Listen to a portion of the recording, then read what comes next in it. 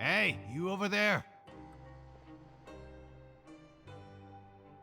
Yeah, you. Say, do you like playing card games? You know, like Genius Invocation TCG? You TCG players are like mint in the wild, literally sprouting up everywhere. Hey, come on now. What's wrong with finding fellow Invocation aficionados? Anyway, care to join me for a game? All right. No pressure. But why would you be looking for people to play Genius Invocation in a place like this? Don't people usually come here to fight? Whether you're throwing down cards or throwing punches, it's all a competition, isn't it? It's all the same in my eyes. There are lots of card players here in the fortress. When I saw you, I immediately thought, hey, even outsiders from other nations play cards. So I came over to say hi. Sure. Great! Since you've been here longer than us, you need to flex your seniority a little bit, right? Maybe you could start by telling us newcomers some stories about this place. I thought you would have already heard everything by now. All right then, did you have anything specific in mind? Or do you want me to just pick a topic? Why don't you pick? We'll let you know if we've heard it already. All right. Have you heard any strange rumors since you've arrived? Then, did you know that there are some people who are always gossiping over in the corner? There are two guys who are always skulking around in the corners of corridors gossiping. The bigger guy is Quisto, and the skinny one is Lavaroon. People call them the Bombshell Bros. I never really found their gossip very mind-blowing. It's pretty much just the same stuff that I hear about when I'm at work every day. If you're interested, you can go talk with them. They tend to talk a lot of nonsense, but they aren't exactly bad. Good to know. Do you have anything else to tell us? Let me think. Sounds like you want to hear something a little more tantalizing. Oh, did you know that the Duke was also a convict in the fortress of Meripede before? Huh? Wait, are you serious? That's right. The Duke was an inmate just like you and me. Seems he was exiled here for committing some crime. Who knows how he ended up rising up to become the warden, though. To go from an ordinary inmate to becoming the manager of the whole place? I'm not gonna lie, I kinda respect that. A forbidden zone? Sounds like something that someone just made up. I've never heard of that. Where did you hear about it? It's just a rumor we've been hearing, but no worries if you've never heard of it. Do you have anything else you can tell us? Anything else? Not that I can think of, but I'll be sure to tell you anything interesting I hear next time. You'll have to play a game of Genius Invocation with me first, though.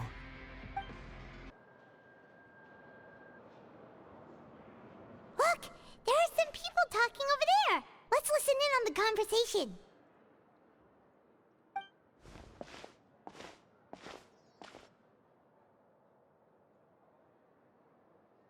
If you ask me, those pompous parasites on the surface act like they're all a bunch of aristocrats.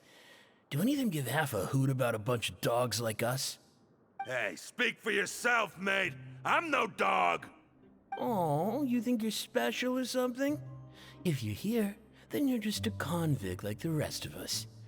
I've heard that even if you're released after serving your sentence, going back to life on the surface ain't any better. Once a criminal, always a criminal. We're marked for life. I don't buy that. Hey, how cool would it be if the whole world was destroyed by a giant flood and everyone had to start over from nothing? What kind of filthy bilgewater are you spewing? I have family up there. You best shut your sewer hole with talk like that. Listen, things ain't so great on the surface, but who says that you have to leave? I've heard that you can still stay here and work even after you've served your sentence. Not bad if you ask me. Who wants to live in the ruddy overworld anyway? And what makes you think they want to hire someone like you? That's one of the great mysteries of the universe, how someone as useless as you is so confident. Whoa. Sounds like they're really unhappy about the overworld. Speaking of which, Paimon never heard anyone use the words overworld or underworld when we were living up there. Is it only something the inmates down here say? That's true.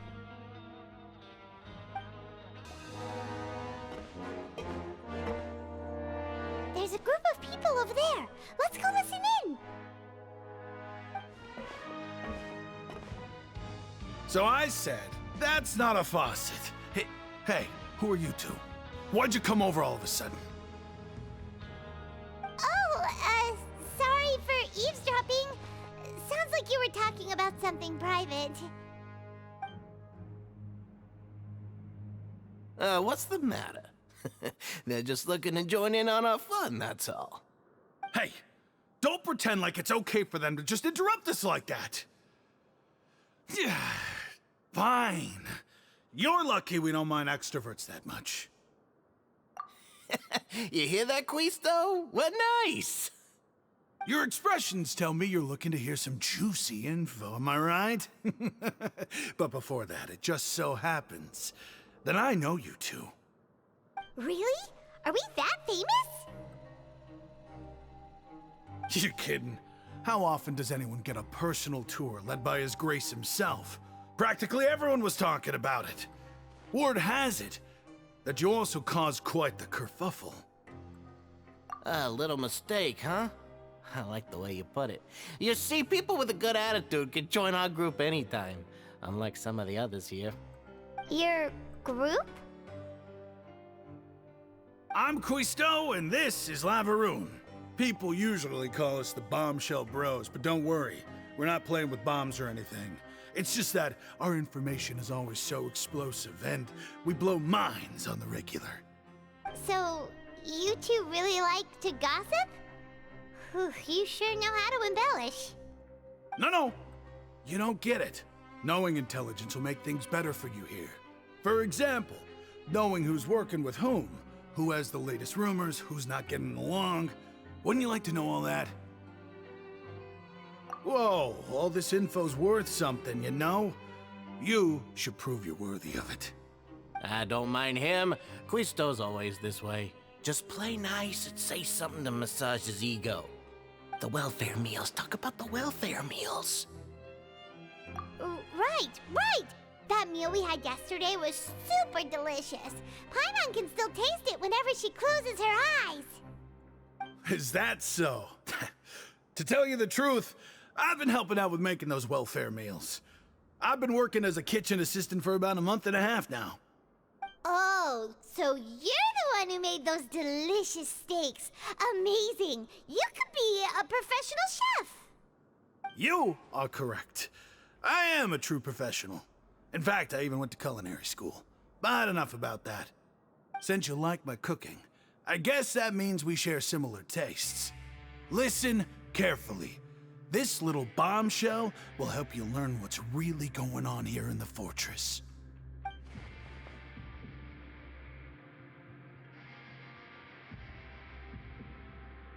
Listen, kids. The power structure within the fortress is quite complicated. The overworlders couldn't care less about us down here. We're basically dogs to them. You've already met the one person here you should never cross, the Duke, Risley. He knows more than you think. And if he doesn't care about something, then he often doesn't bother dealing with it.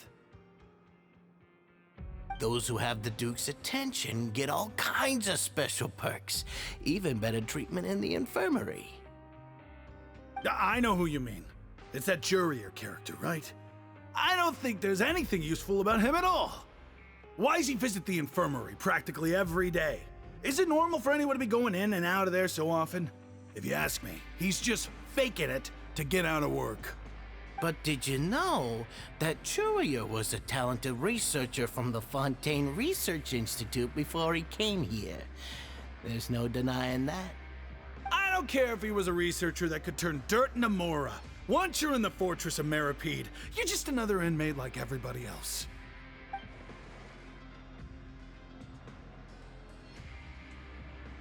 Speaking of which, the last time I saw him, he was passing by in the corridor with Lorvine. I also heard they started arguing in the library and got into a fight, right? Guess that's just how terrible of a guy he is. You mean he hit a woman? Wow, I never imagined he was that bad. But that Lorvine's also quite the odd one, you know? She's always gabbing away, got into a fight with a man, and she also got sent to the infirmary. Come to think of it, I always see her going to the sick bay every couple of days, too. Wait a second. You don't think? Do you think could it be that they're secretly meeting there to go on dates? But it's really hard to imagine. After all, I do remember seeing Lorvine beat Juria to a pulp that one time. And we might be overthinking things.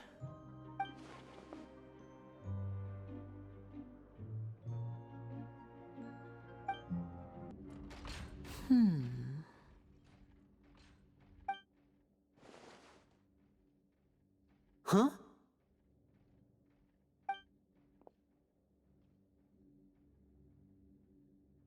That look in your eyes.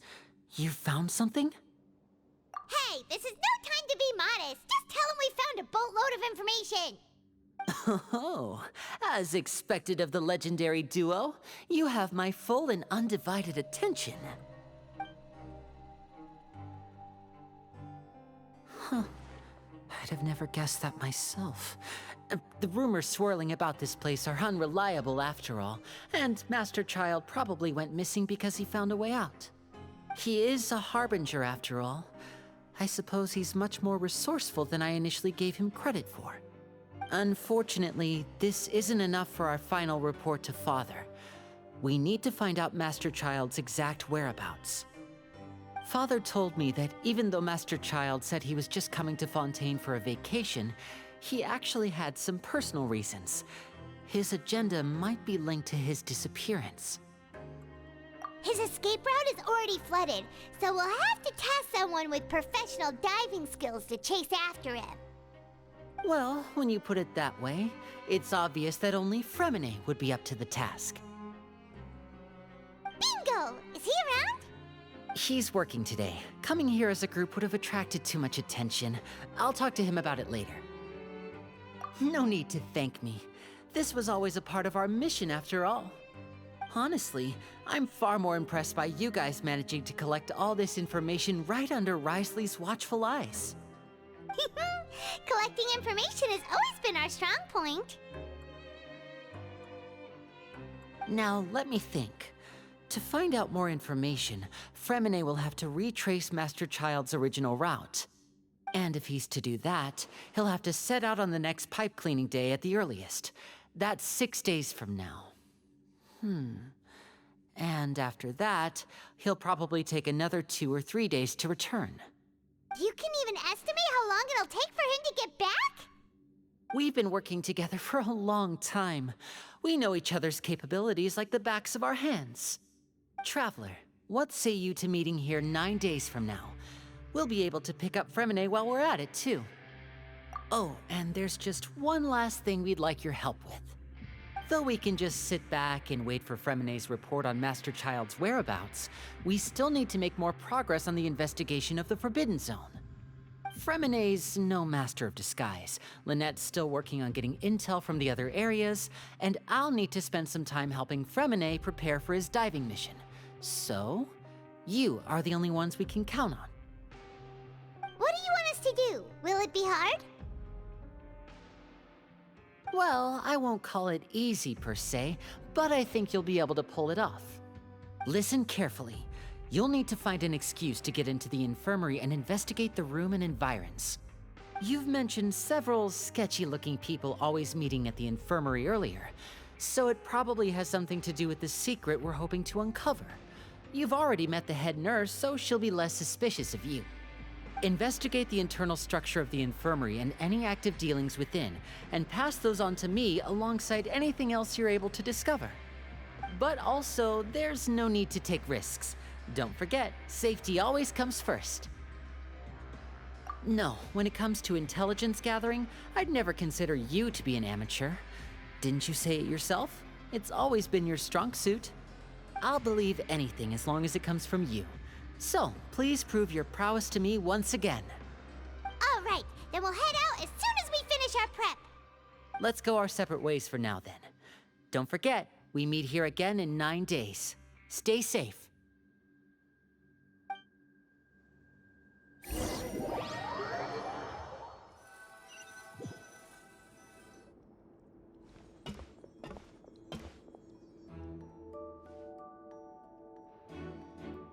Hey, stay here for now. Paimon will take a peek.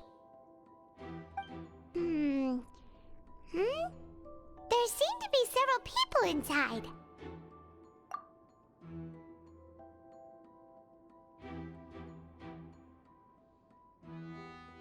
Right. I feel like It's not impossible. Oh.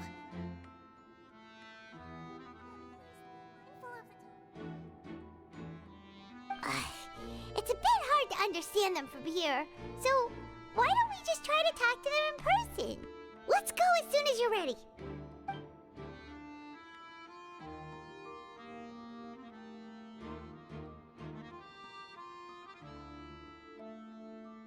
Oh.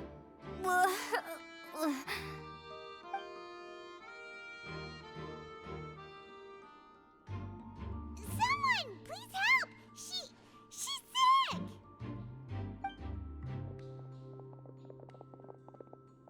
Whoa, are you okay? Oh my! What's wrong, little one? There's no need to panic. Take a deep breath before you begin.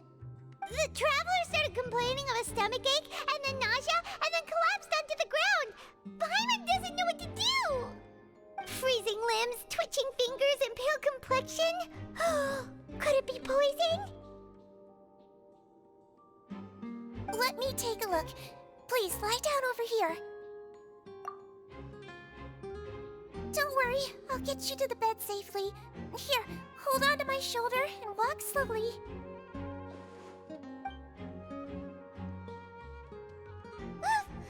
You can do it, Traveler!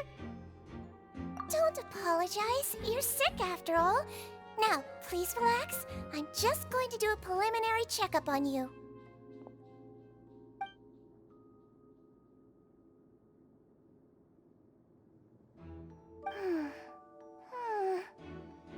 I see now. My checkup has confirmed that she's not in any mortal danger. That's our worst fear out of the way. Eh? Oh, that's good. But I'll continue my diagnosis of the patient now. Please, relax and take a deep breath.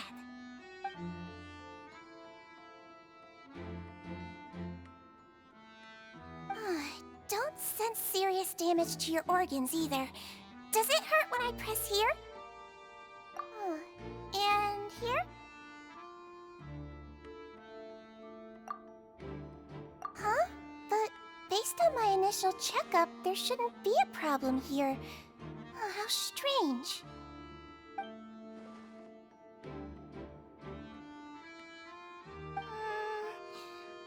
What about here? Does this hurt? Oh, I understand. So that's what it is. I think you just ate something that disagreed with you. That's all. Nothing too serious. Outside of a pretty bad stomachache when it decides to act up. So that's what it is. Thank goodness it's not anything more serious. And there have been other inmates complaining about the food recently. I'll inform our head chef, Mr. Wolsey, of this problem as soon as possible. Congratulations! The health risk is incredibly low, so you should recover within a couple days. Why don't you take a rest here while I go get some medicine for you? Miss Lorvine, I'll have to trouble you to help me look after this new patient while I'm gone. Very well. And she hopped away just like that.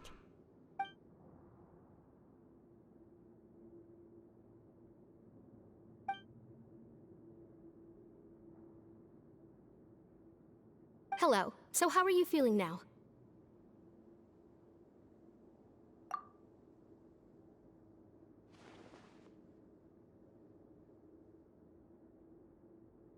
Her stomach stomach aches really bad. She was stumbling about the whole way here, so Paimon's really worried. If Miss Sijuin says it's not a serious problem, then there's no need to worry. She's the best medic we've got down here. But it also looks like she's the only medic you've got down here. Well, that's true. What do you mean, that's true? That's really misrepresenting the situation. Of course I can't speak for the whole fortress, but it's not like everyone imprisoned here is useless, you know? Though they may have committed crimes and gotten locked up here as a result, they still know a thing or two about medicine, and they help Miss Sijuin take care of the sick and injured. Yeah, you're right. But did you have to lecture me about it in front of another patient? Aren't you a patient too? Where did all your energy come from? That's correct. Sorry, I got a bit ahead of myself. Are you two also sick? We've been sick a while. I come back every once in a while for checkups, and to pick up the medicines Miss Sijuin prescribes for us. That's just the nature of chronic illnesses. As for her... you could say she fancies herself as Miss Sijuin's capable helper because she learned a bit of medical knowledge ages ago. Please watch your mouth, Mr. Jurier.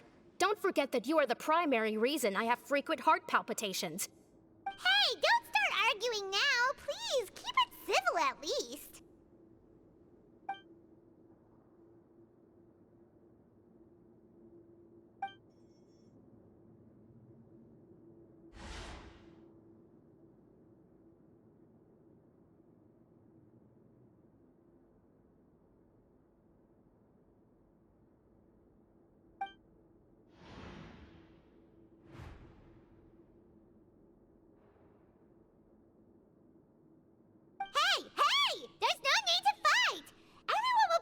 Someday, so there's no need to argue over silly things like this.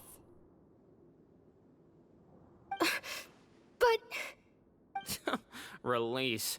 It's way too early for us to even think about that. And who the heck knows if we'd even be able to continue our previous lives?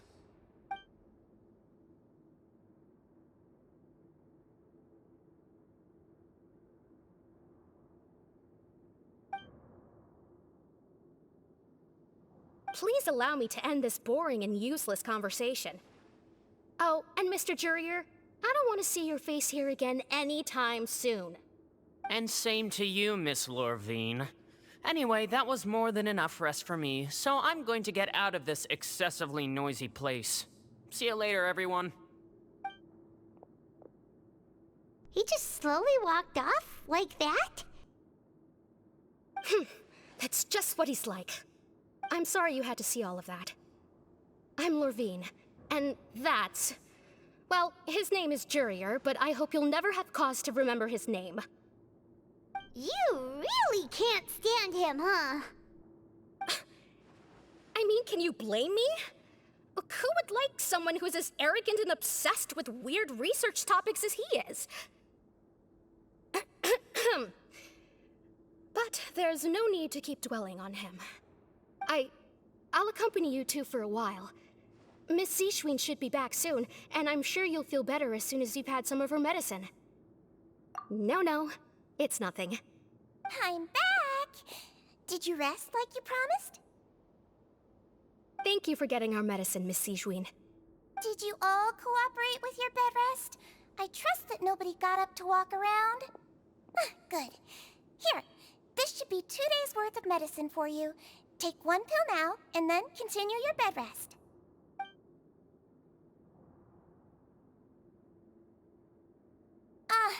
Miss Lorvine, I left in a bit of a hurry just now. Do you still remember if we discussed the color of the pill that you should be taking today? I remember. You said it should be yellow.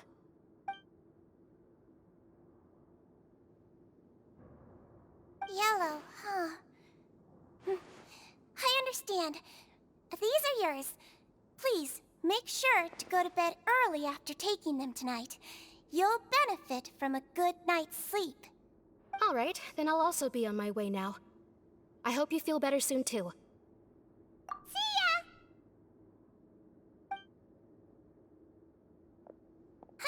fill out your medical record now. You're widely known as the Traveler, right? I just want to double-check a few details, if that's all right with you. Those two made quite the commotion just now, so why don't we let the Traveler rest? Paimon can answer the questions instead. So her primary symptoms are abdominal pain, with secondary symptoms of nausea. Is there anything else? That's it. All right then. Is there anything we should know besides to take the meds? No, her base constitution is quite good, so I'm sure she'll recover quite quickly after taking the medicine. Please, make sure to stick to blander, less stimulating foods. And don't stay up too late at night. Got it. Paimon will hold the Traveler to that for sure.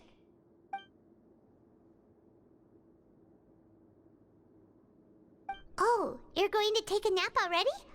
Okay then, you get some rest.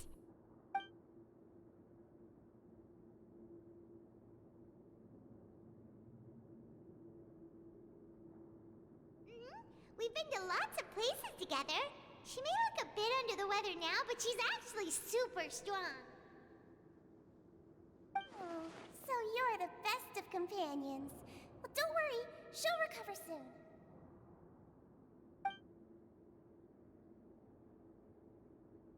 Ah, you're awake. How do you feel? You slept for a really long time, but we never left. Well, now you can go back without a worry in the world. Remember to take your meds regularly, and remember bland foods. Thank you, Miss Sijween.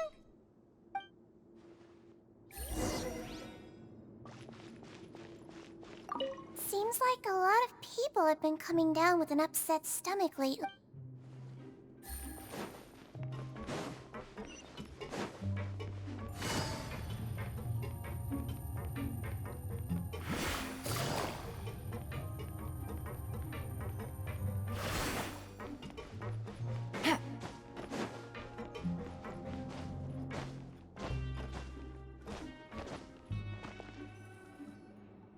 You really are something. To be able to fall asleep like that and even sleep talk the entire time, you scared Paimon half to death!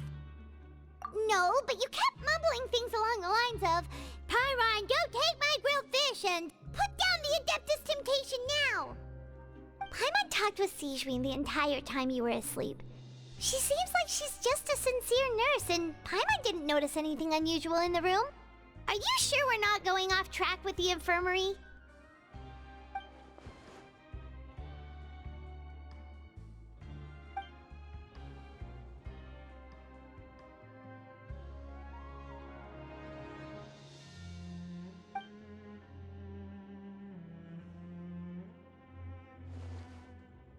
Whoa!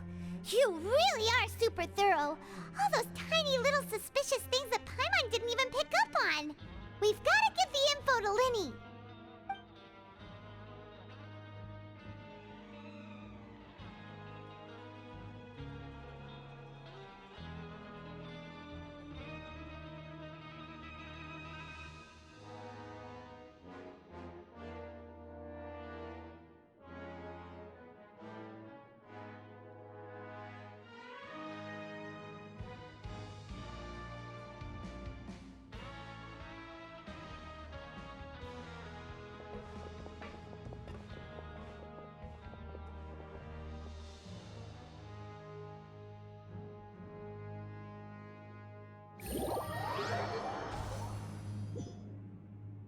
Today's the day! Let's go meet up with Linny!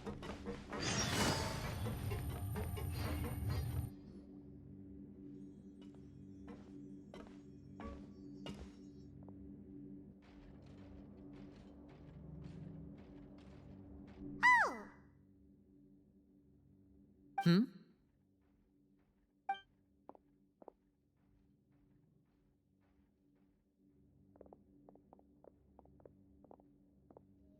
Did you two run into any trouble over the past few days?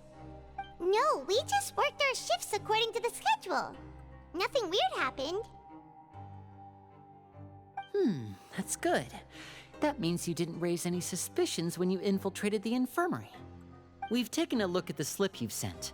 Fremine successfully left the grounds via the pipes 2 days ago, and as of last night, Lynette has also infiltrated the infirmary after faking an illness.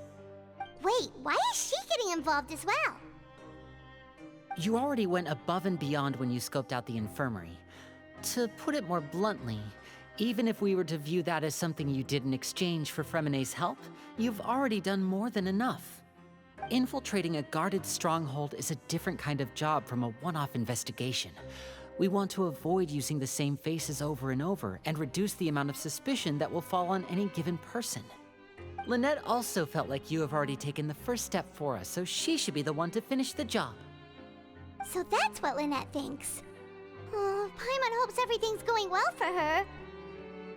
Then, let's go check on Lynette before Fremine returns. If everything went well, then she should be wrapping up her investigation right about now. Is now really a good time to go over? According to my observations, Sigewinne always spends around half an hour away from the infirmary right before lunch. Lynette knows this as well, so this should be a good time to meet up with her. Also, I'm her brother, remember? It's only natural for an older brother to care about his younger sister's well-being. Okay, then let's head over right away. Lynette should be here right now. Huh. Strange. Lynette? As expected, Sigewinne isn't here, but why isn't Lynette here? No, Lynette rarely deviates from the plan. We agreed that if she were to make changes on the fly, she'd find a way to let me know. Unless... Let's see if there are any clues around here. We can look while we wait for her. Who knows? Maybe she'll be back soon. Okay.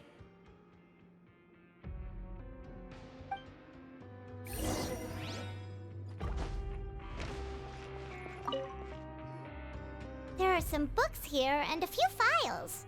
They all look like medical records. Advanced nursing, how to raise the spirit of your patients, a quick guide to the psychology of emotions, and the meaning of laughter. These sure are some interesting books. Who knew Sigewinne would be interested in these kinds of things? She even has books on understanding people's motivations and feelings. Is it because she's a Melusine? Or does she have a need to understand her patient's emotional state? Seems quite normal to me. These are skills that would come in handy for a nurse from time to time.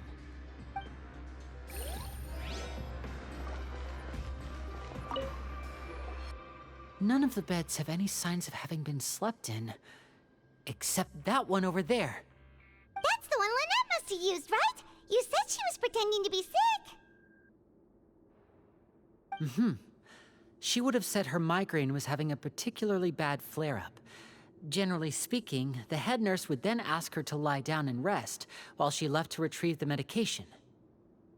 Which means either the head nurse didn't return the entire time from when Lynette laid down up until she left the bed, or the nurse intentionally left it this way.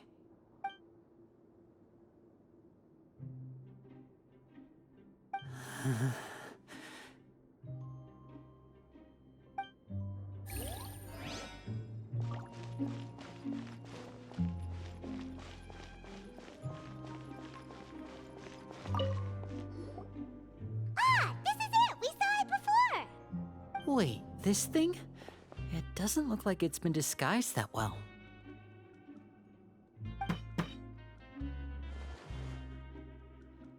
The space behind it is empty.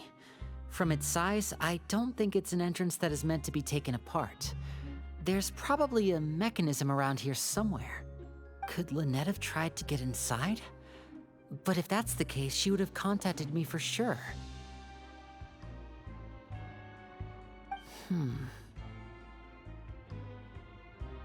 Let's look around here for some more clues. Don't panic, just take another look.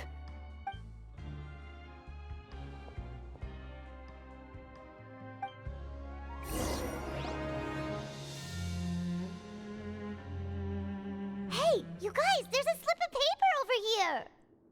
slip of paper. It's right over here, and there's a bunch written on it too.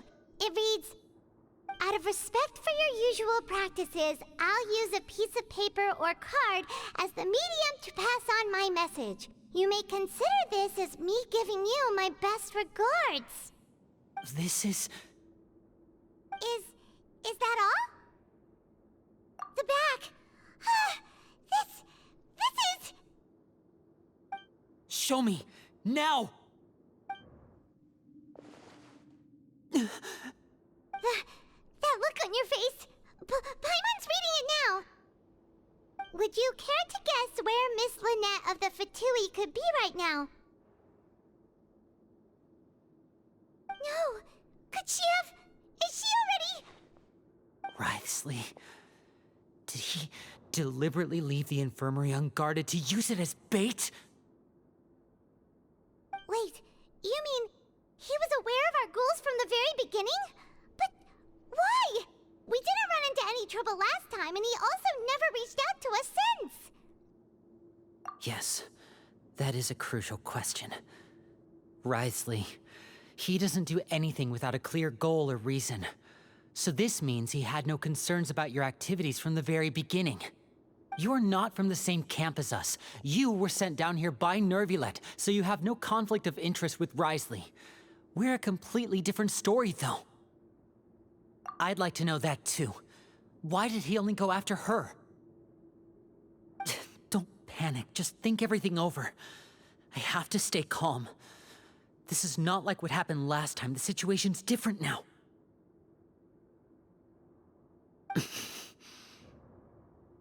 Wait, you're right.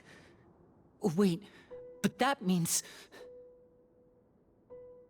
The fact that Fremine was able to leave the grounds... Could Wriothesley have let him go as well? But what does he gain by letting Fremine leave like that?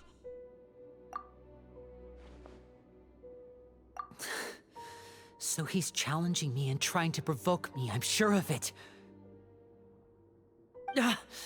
We never should have sent out Fremine. We had to go through all that trouble to find an opening to sneak him around the guards and into the pipe, and we even thought luck was on our side. If Wriothesley let him leave on purpose, then he's probably in a terrible spot now as well. Lenny's getting more and more panicked. We have to calm him down. Don't be like this, Lenny. Fremine wouldn't have left if we hadn't told you about Childe. That was our fault. No, I'm the leader of this operation, and I'm the one responsible for this team. I was the one who failed to protect them. I'll go talk to Wriothesley. Hey, don't be reckless! Traveler, please talk some sense into him. I simply cannot allow Lynette to be abducted again. I have to go. I'll find a way to get them back. He's rushed out the door! After him!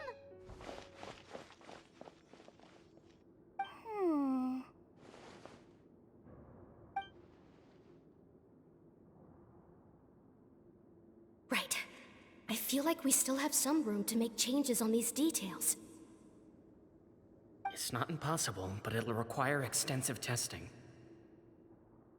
Is that so? Very well. Then please be mindful of the time. Huh? Is someone? Pack everything up. Whoever's outside is eavesdropping. They'll probably come in once we stop talking. Someone! Please help! She's sick!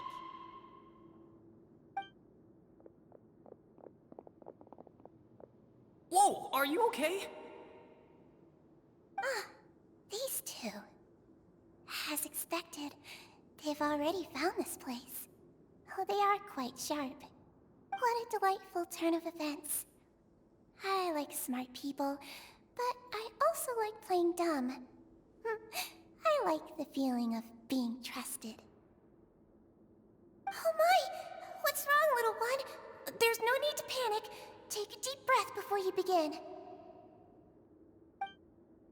Being Being able to read human expressions is quite the useful skill.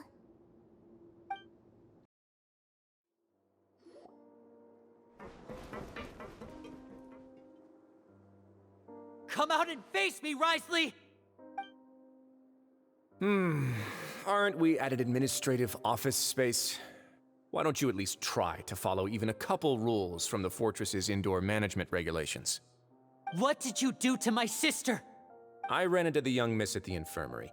I'd heard that she was suffering from quite the migraine, so I decided to invite her over for a cup of tea. I do have some teas in my collection that can work wonders against such an illness.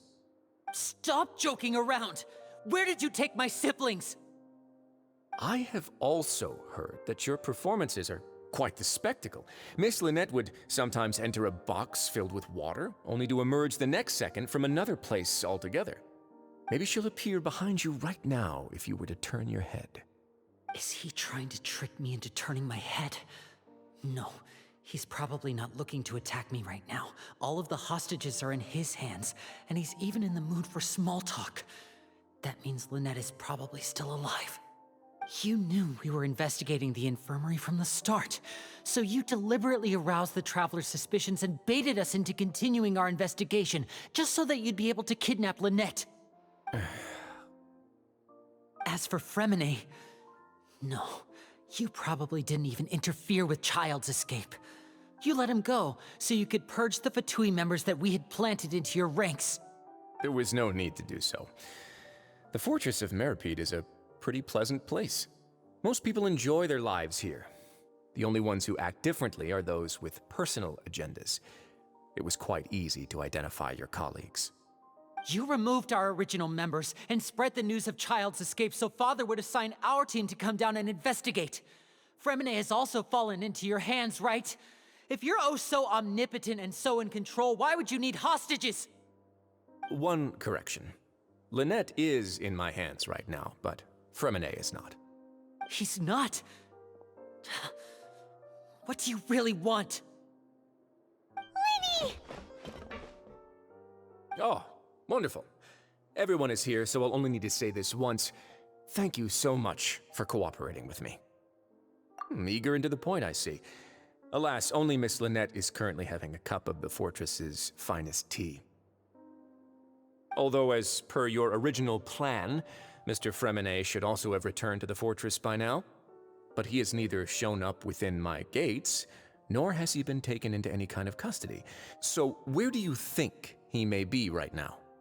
Wait, you can't mean... You locked him outside in the sea? I closed the fortress's gate to the outside world. That's all. Fremine's a star diver, so he should be fine, right? No, we're still here, so he definitely tried to find a way to come back for us. So we can't assume he might have made a break for the surface. But why would I do this, you may be asking? To have an audience with you, of course. My intel tells me that Mr. Linney is a great magician, so it's only natural for me to want to have some cards of my own when it comes to negotiating. Besides, I do recall you mentioning to Miss Lynette that you've always wanted to have a face-to-face meeting with the Lord of the Fortress of Meripede, regardless of whether it was in a personal or a professional capacity. Well, you got your wish. So, you've been keeping tabs on us before we even set foot in the fortress. Some of my folks just happened to hear a thing or two, that's all. In any case, I will be straight with you. I was willing to play dumb and turn a blind eye, so we had a pleasant few days playing games together here. But once you started focusing on the Forbidden Zone, all of that changed. Mr. Linney, the cards are stacked against you right now. Miss Lynette is in my hands, and Mr. Fremine is still slowly being pickled out there in the brine. You know just as well as I that he cannot last out there forever. You need do but one thing to guarantee their safety. I would like you to contact your superior, and ideally invite her over for a cup of tea with me. You want to see Father? But why should she bother giving you an audience? Well, if she cares for the well-being of her dearest children, she should have plenty of motivation to join me for a parents' evening. I've heard that the bonds between the members of the House of the Hearth are like the bonds of family. I don't see why she would refuse. Why did you think Father sent us to handle the Fortress of Meripede? This place is basically a no man's land. It wouldn't be fitting for anyone as important as a Harbinger like Father to come here in person. Oh, I see. So it's because she doesn't care for my place here. That's such a shame. After all, I've amassed quite the tea collection. I was looking forward to sharing it with her. Both Monsieur Neuvillette and Lady Farina have already received many samples as gifts. Was this the extent of your master plan to get to Father? No matter how much pressure you may put on me, I won't allow you to use us to blackmail her. You people really are difficult to get along with. All I'm asking for is a face-to-face conversation. Does she truly have no interest in the fortress's secret? Mr. Linney, you have one last chance to invite your father here. If you refuse... Linny!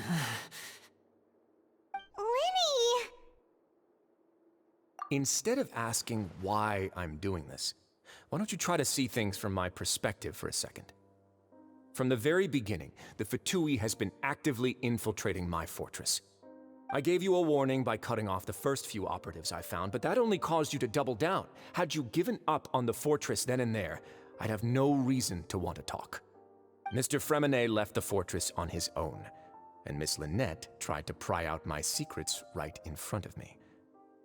No matter how you look at it, the responsibility for this falls on you. I shouldn't ask Father to do anything because of us. 6, 5...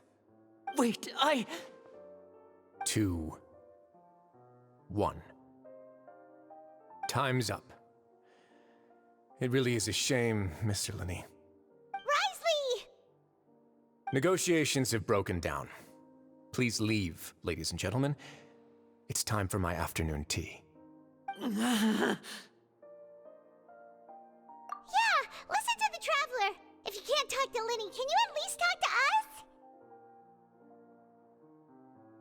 You do realize that I'm only letting you go because of Neuvillette, yes? You're here helping him out, and I've already done my best to stay out of your way. But that doesn't mean you can just do whatever you want. The fortress may be small and remote, but it still has its own set of laws. Then how about this? Those who are capable deserve respect. You've spent quite some time investigating my home turf by now, so why don't you tell me a thing or two about what you found, I'll ask you 3 questions. Answer all of them correctly, and I'll agree to your request. Question 1. Regarding the hidden rules of the production zone, what is the truth behind the one about not being allowed to work for 3 days in a row?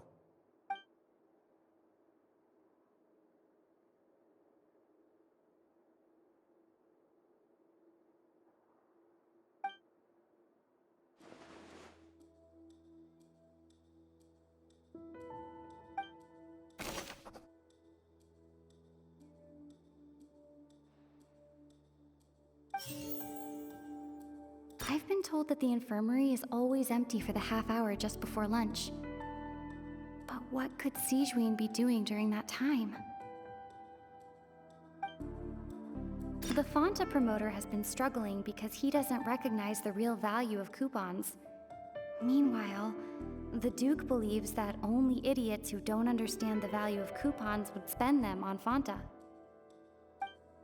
We often see Miss Sigewinne observing the prisoners at work near the production zone. It seems like she can perceive the general state of a person's health just by looking at them. Fonta's internal reports suggest that they're starting a new trial of an unnamed and unpackaged product. But the product has to undergo a trial because even Fonta's own employees have a lot of reservations about it. The research notes said that the Melusine race perceives the world very differently from humans. Because of that, the Melusines have also developed a sense of aesthetics that appear rather strange and alien to humans.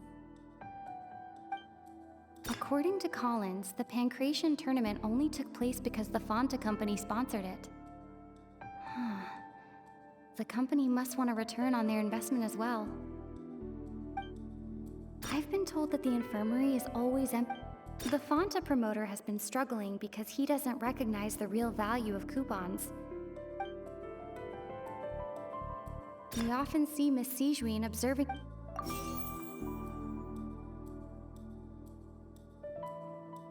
The Fonta promoter has been struggling. I've been told that the infirmary is always empty for the half hour just before lunch. Fonta's internal reports suggest that they're starting a new trial of... The research note said that the Melusine race perceives the world very differently from humans. Because of that, according to Collins, the research note said that the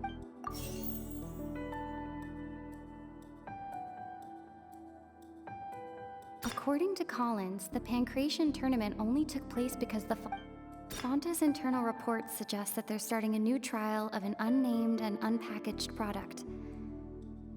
But...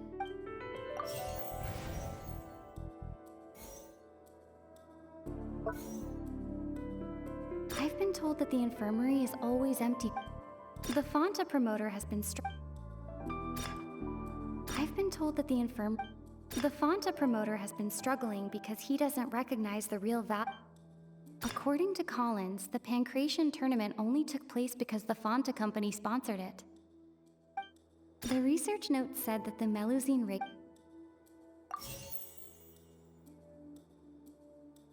The Fonta promoter has been struggling because he doesn't recognize the real value of coupons. Meanwhile, Fonta's internal reports suggest that they're starting a new trial. According to Collins, the Pancration tournament only took place because the Fonta company...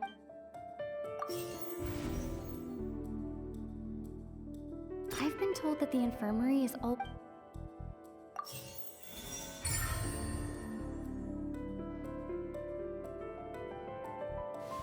So that's what's going on.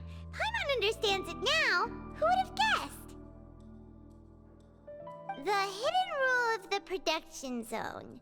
People are not supposed to work 3 days in a row, and if they do, they'll get strange meat in their welfare meal. At first, we thought this strange meat must have something to do with the people who disappeared, but in reality, they were all prepared by Sijuin, the head nurse. She often visits the production zone to observe the workers' health and makes a note of anyone who has worn themselves out after 3 full days of work. Out of her sense of duty as the head nurse, as well as her genuine concern for the workers' health, Sijuin visits the cafeteria right before lunch and cooks an extra dish for those who can use the stamina boost. Sijuin has only the best intentions with her surprise gift and doesn't want anyone to find out about what she does. However, unfortunately, Melusines as a race perceive the world differently from humans, and their sense of aesthetics is even more alien to us. The recipients of her lovingly prepared special meals cannot taste the care within and usually just freak out. Are we on the right track? Not bad. You've uncovered Sijuin's secret and even guessed her intentions correctly as well. It's nice to know that her efforts have not gone unacknowledged. All right, now for my next question. There are also some hidden rules in the Pancration ring, including the one that you're not allowed to support both sides of a fight. Why is that?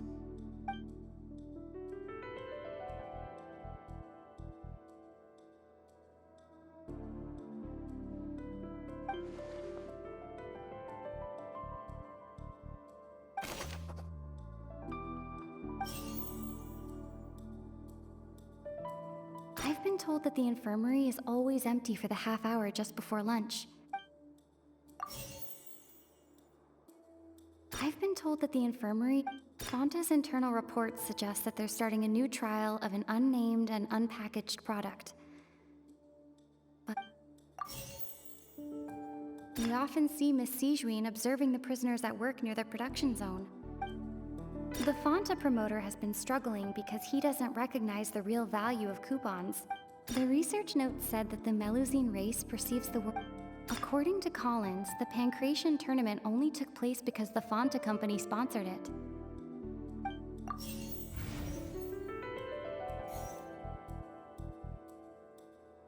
The research note said that the Fonta promoter has been struggling because we often see Miss Sijuin observe. According to Collins, the Pancration tournament. We often see Miss Sijuin observing the Fonta promoter has been struggling because he does.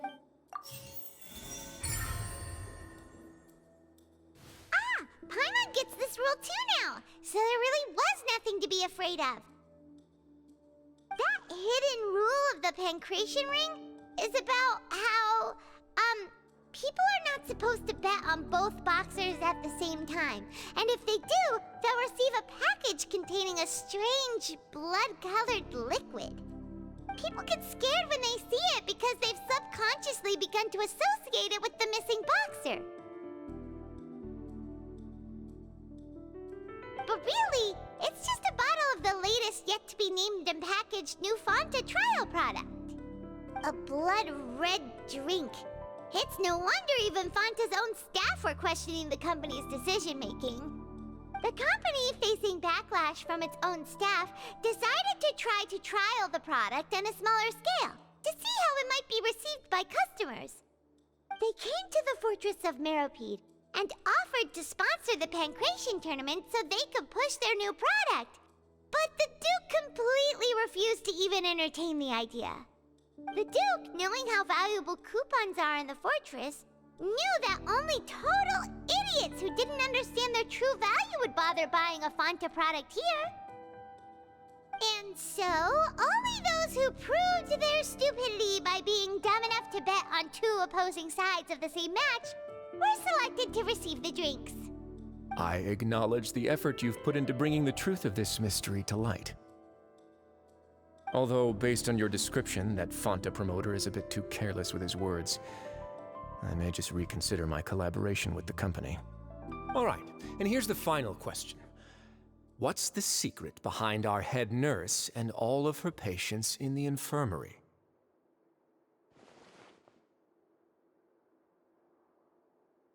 Stop your cruel and pointless games, Risley! You know that we haven't finished our investigation, so there's no way we can answer the last question. The thought of sparing Lynette and Fremine never even crossed your mind. You'll pay for this! Ah! Lenny, are you alright? Oh, close one. I owe you, Sijuin. That was a fantastic shot. It was nothing, Your Grace. Sijuin? Though this gun may look like a toy, it's actually fully functional, as I just demonstrated. Sijuin... You... Not at all. I am merely a resident of the fortress, and thus protecting it is my duty. When Monsieur Neuvillette asked me to come here, he told me that my job would be to take care of the well-being of everyone here. I am merely discharging my duties. But if you mean what you just said, then isn't Linny someone you should be looking after as well? Isn't he a resident here just like the rest of us? But I really am just doing what Monsieur Neuvillette told me to do. Everything I did, I've done to protect them. Had I not, they would be in far more dire straits right now. His Grace knows it too, right? Your Grace? Mind proving my innocence to them? My dear Sijuin, whatever shall I do with you? Would it have killed you to just wait another minute or two? Well, it's nearly time after all. The way you do things can be truly frustrating sometimes, Your Grace. I figured I should try to talk some sense into you. What are you talking about? What time? Take me if you want. Let them go. How touching. Can you just give me one more minute? Don't be like that, Your Grace. All right, everyone, calm down.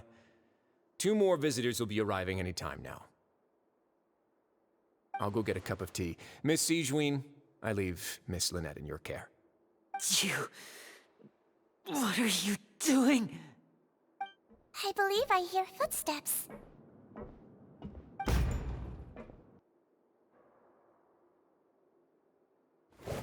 Some space, please. Ah, Miss Clarande. My door. Fremine. Fremine! What's going on? What is Clorinde doing here? Work. I'm sorry about shooting you, Mr. Linney. The tranquilizing effect will begin to wear off soon. Please take it easy in the meantime, though. What happened to Fremine? Wasn't he diving just outside of the fortress? Why is he looking like this?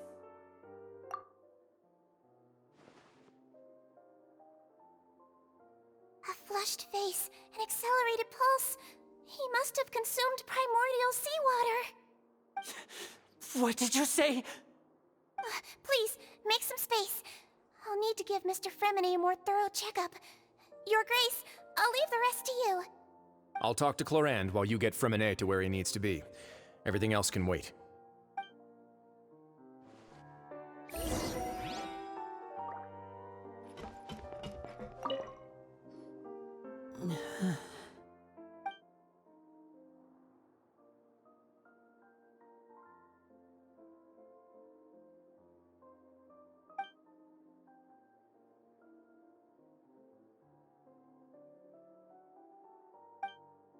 How is he?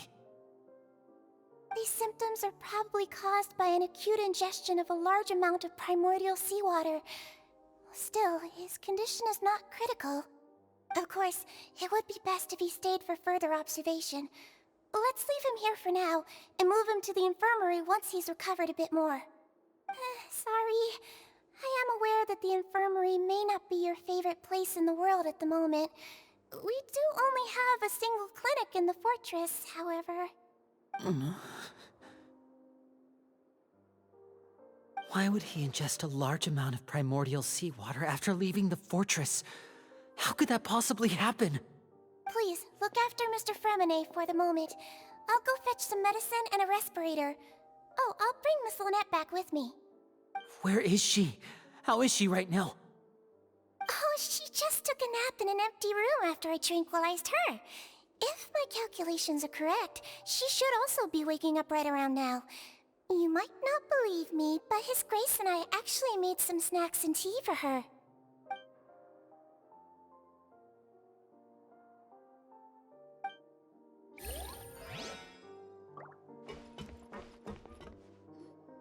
What's that look on your face? I thought I made good time on the way back. Oh, I'm just admiring your punctuality. Had you arrived just a few minutes later, Sigewinne may have been forced to shoot Mr. Linney again. How's the situation out there? The water has changed. It's pretty much as expected. The concentration of primordial seawater has increased significantly. I was only out there a short time, so it wasn't too bad. But if one were to stay for any significant amount of time, well, you can see how that boy's doing. Where was he when you found him? The abandoned zone at the end of the pipes. A good distance into the water. Closer than I thought. He must have recognized it early on and tried desperately to swim back. Locking the door was necessary. I don't think we could have saved two. Well, I did try to convince him that I had my reasons. Never seems to work, though. It would probably work on Neuvillette. He has a knack for picking out who had good intentions, even when the outcomes were all terrible. It's a bad sign if you're having to plead your case to Neuvillette. Want some tea? Not particularly. If you want to drink some that badly, just say so. Fine, I'd like to get some tea. Want me to get you a cup too, since I've already made it? Might as well then, I suppose. Actually, do you have a towel? I would like to dry my hair.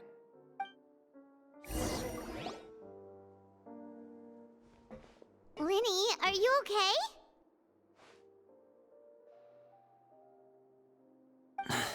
I'll be fine. They're all here now. Don't worry about me. Are you sure? You don't look all right. My hands and feet are still a bit weak, but that's probably just the residual effects of the tranquilizer shot. I'm back, everyone. Lenny! Oh, Traveler, Paimon, you're here too. Remine? Is he... He'll be fine. But for now, please help me lift him up.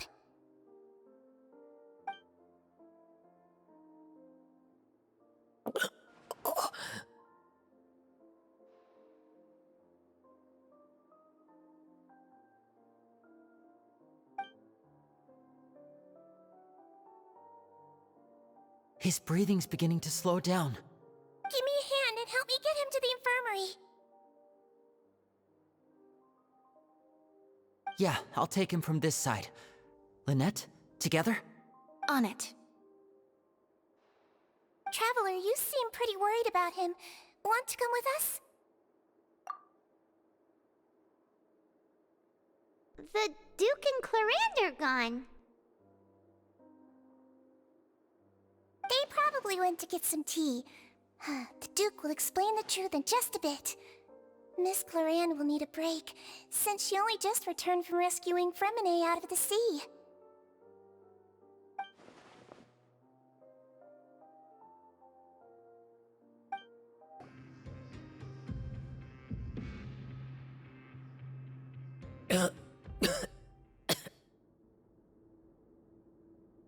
He's awake. Fremine, how do you feel? Lynette. We're all here. Where am I? The infirmary, at the Fortress of Meripede, Mr. Fremine. And you are no longer in any danger. How do you feel? Don't push yourself if you're not feeling up to it. Traveler, Paimon, it's been so long. The sea! There's something wrong with the seawater. Shh, it's okay. We can talk about it after you've recovered. No, listen to me. This is really serious.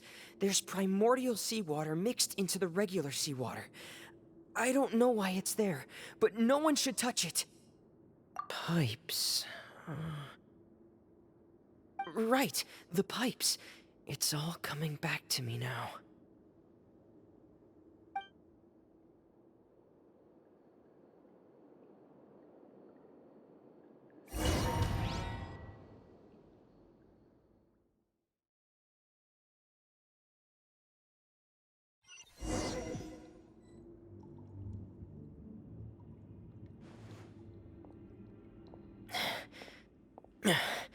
I'm in. Seems like this pipe hasn't been used in a long time. It looks abandoned.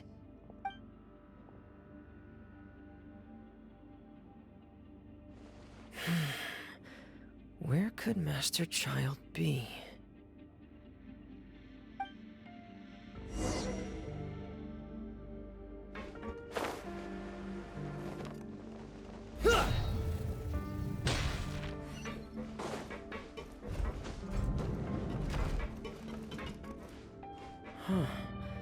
This mechanism looks like it's been tampered with. Could he have done it?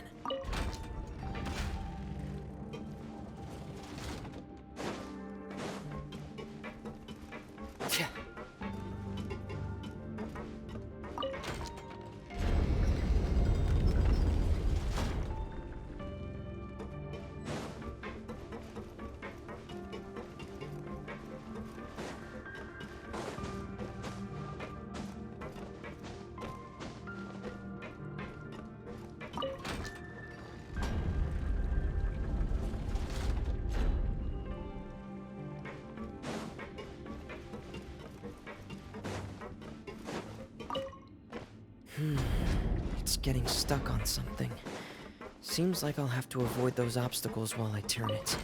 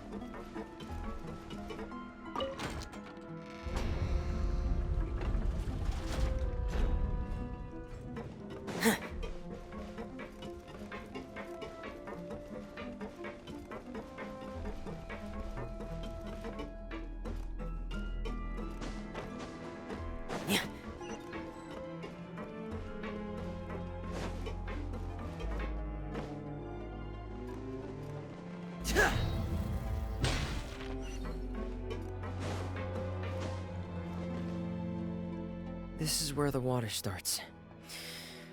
Okay. Master Childe probably dived into the water. I'll go take a look as well.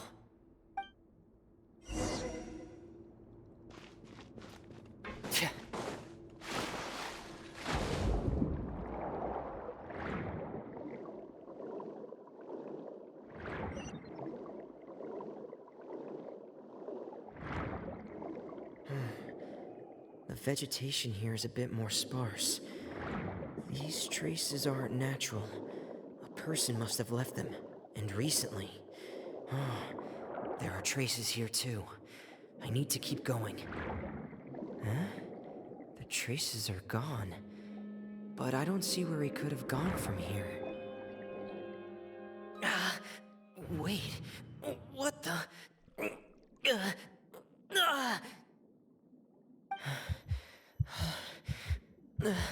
My heart is racing, and it's getting harder and harder to breathe. What's going on?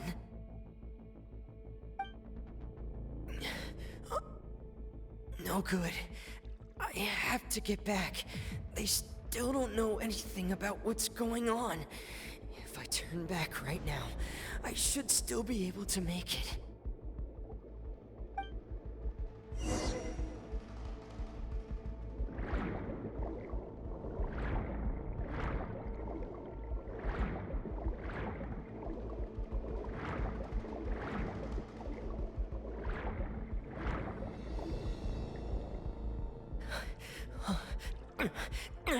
I can't die here.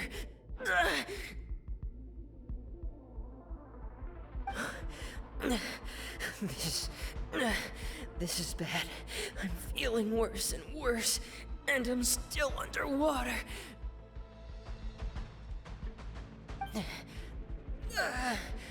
I have to push on.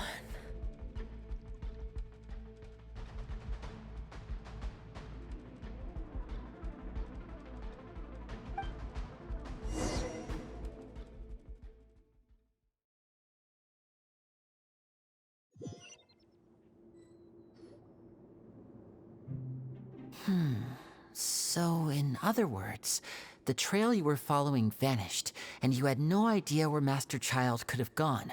But there was also no obvious place for him to have disappeared to. That's right. I tried my best to swim back, but I had already put some distance between myself and the fortress, and I just couldn't find the strength to keep going. I probably passed out some time after that, and you know the rest. Miss Clarande brought you back, but we also don't know why she just suddenly appeared at the fortress, or why she went out to save you. Miss Clarande, you say? I must go thank her in person. You're still too weak, Fremine. You can go after you've had some more rest. Miss Lynette is right. I believe Miss Clarande will stay here as a guest for another few days, so there's no need to hurry. A guest? Then I can assume Risley was the one who invited her to come down here? You should ask His Grace about that. He'll be able to explain better than me. Yeah, it's about time he actually told us what's going on. Wanna come with us, Linny? No, please go on without me. I don't want to leave just yet. Linny. The logical part of my brain is aware that we're safe right now, but I still can't bring myself to leave. Both of you are just in danger. Understood. Then let's just sit together for a while. In that case, I'll leave the infirmary to you. The Traveler and I are going to head out for now. As long as you stay in here, I don't think you'll be disturbed. Thank you.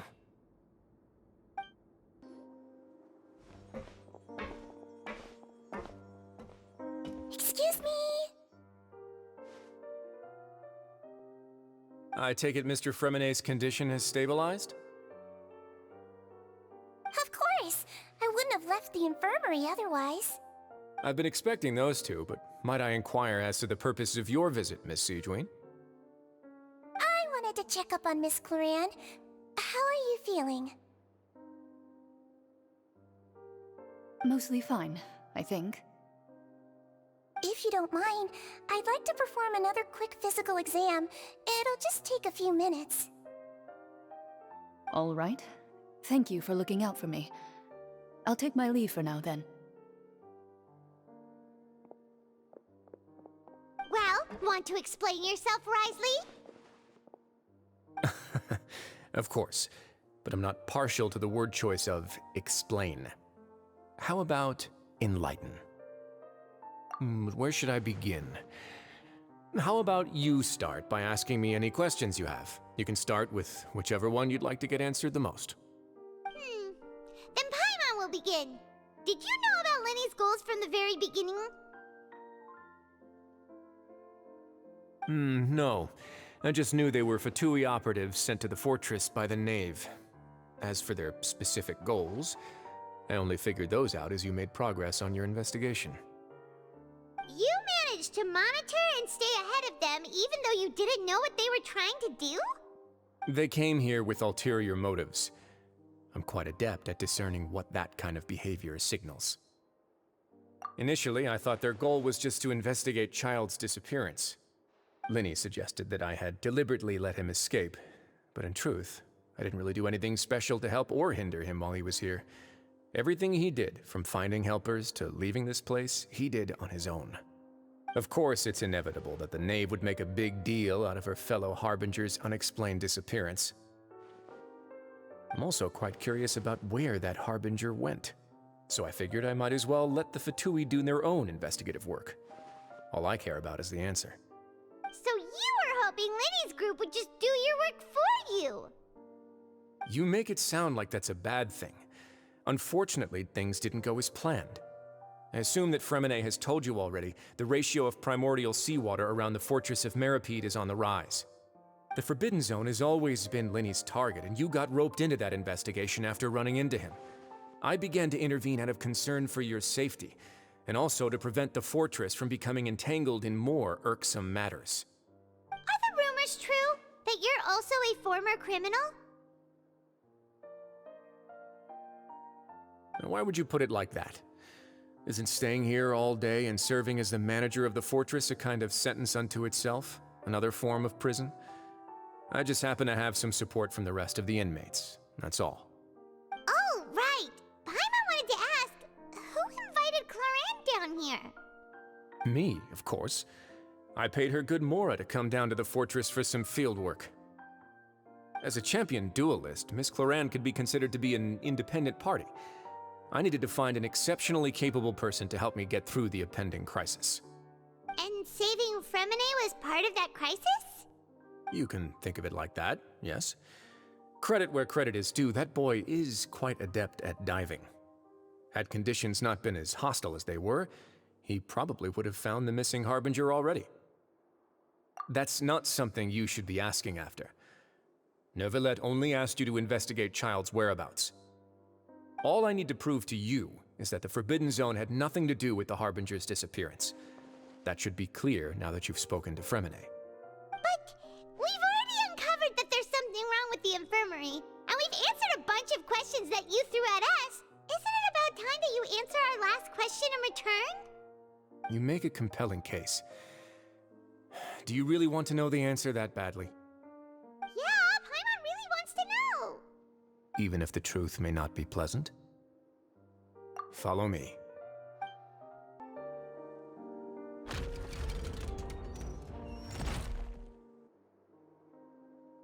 There's a hidden door here? And a whole basement behind it? Huh. You're pretty good at hiding stuff, Risley. It seems you've forgotten just what kind of place the Fortress of Meripede is. Stand on the central plate. Wait, is there a secret mechanism or... Whoa!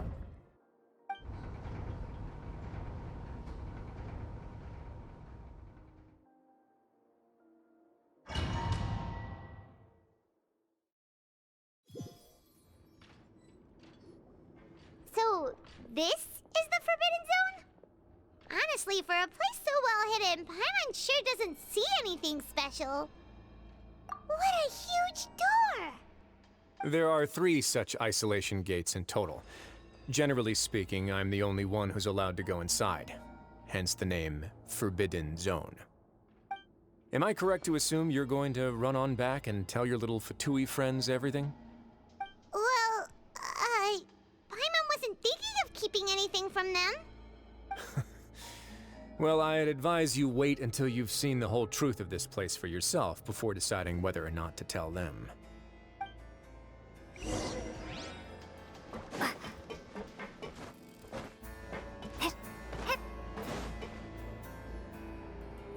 Huh.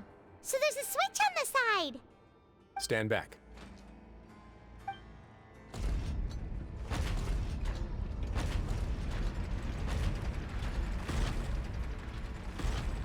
Whoa! They all just went up one by one. Go on, have a look.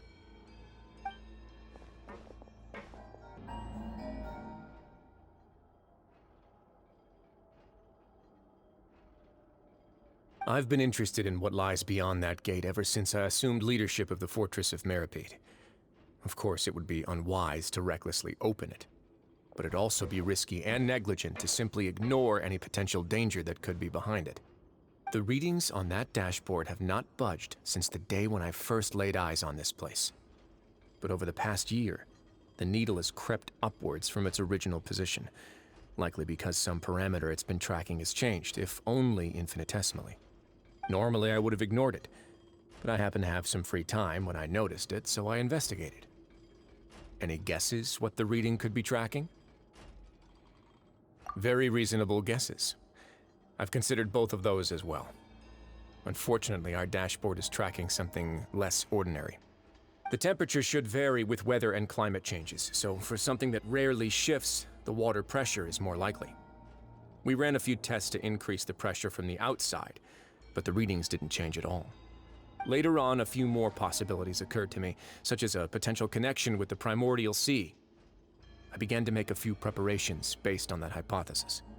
Over the past few days, the needle has moved again. With that, and the symptoms that Fremine displayed after leaving the fortress, I can now confidently conclude that the readings represent the concentration of primordial seawater in the seawater nearby. The concentration of primordial seawater? But we're already under the sea! And that is precisely the problem. We're at the bottom of the sea, and now we're surrounded by toxic seawater. Somehow, primordial seawater got mixed in, and the concentration is steadily rising. Yes, that's very likely. But forget about the two of us! Not even Neuvillette knows where the primordial sea could be, much less where we could find and plug a leak. Oh. Oh! Seems like you've figured it out. I believe the primordial sea lies directly beneath this sluice gate. For some reason, the primordial seawater levels have risen significantly, and it's now very close to us. The indicators are now red. Although the gate still stands, some primordial seawater has already leaked out and mixed into the sea around us. If this continues, soon it will no longer be able to hold back the primordial sea at all. Yeah, you know what the legends say. If this place falls, then everyone in Fontaine will be turned into puddles in the span of a night. But that's just too weird! Why would the Fortress of Meripede be built right above a sluice gate for the primordial sea? Who built this place anyway? Your expression tells me you think this might be part of a vast, complicated conspiracy. To be honest, you might find the actual answer may be exceedingly boring. It's just that the secret of the Forbidden Zone had been long forgotten by the nation before I rediscovered it with my research. There's no single founder of the Fortress of Meripede in any traditional sense. What we know about its history has been left to us by the people who used to live here. When the previous Hydro Archon Egeria ruled the land, all convicted criminals from Fontaine were exiled. The people drove the criminals away like a wolf pack chasing away the banished. The criminals received no sympathy of any kind from the people. They were exiled to the desolate seaside, where they experienced only pain, struggle, and the bone-chilling cold. Some of them began to repent, and prayed to the Hydro Archon, asking if there was still anything they could do. the Hydro Archon took pity on them and said, "You may go guard my secret, deep underneath the waves." And so, leaning on the power of the Hydro Archon, they gathered underneath the sea and began to build a fortress. They became a community down there in the deeps, and over the years helped it to grow. As the number of exiles increased, more and more people joined the community. When the first group of exiles died, they left the yet unfinished fortress to their successors. The Hydro Archon continued to lend her support, allowing the fortress and what it stood for to continue growing ever larger. Before long, this dark underwater fortress became the Sinner's only home. And with that, the people here stopped referring to the fortress as a prison. They saw themselves as repenting sinners who would regain their freedom once they had sufficiently redeemed themselves. But as time went on, people also realized that the fortress was a lonely place.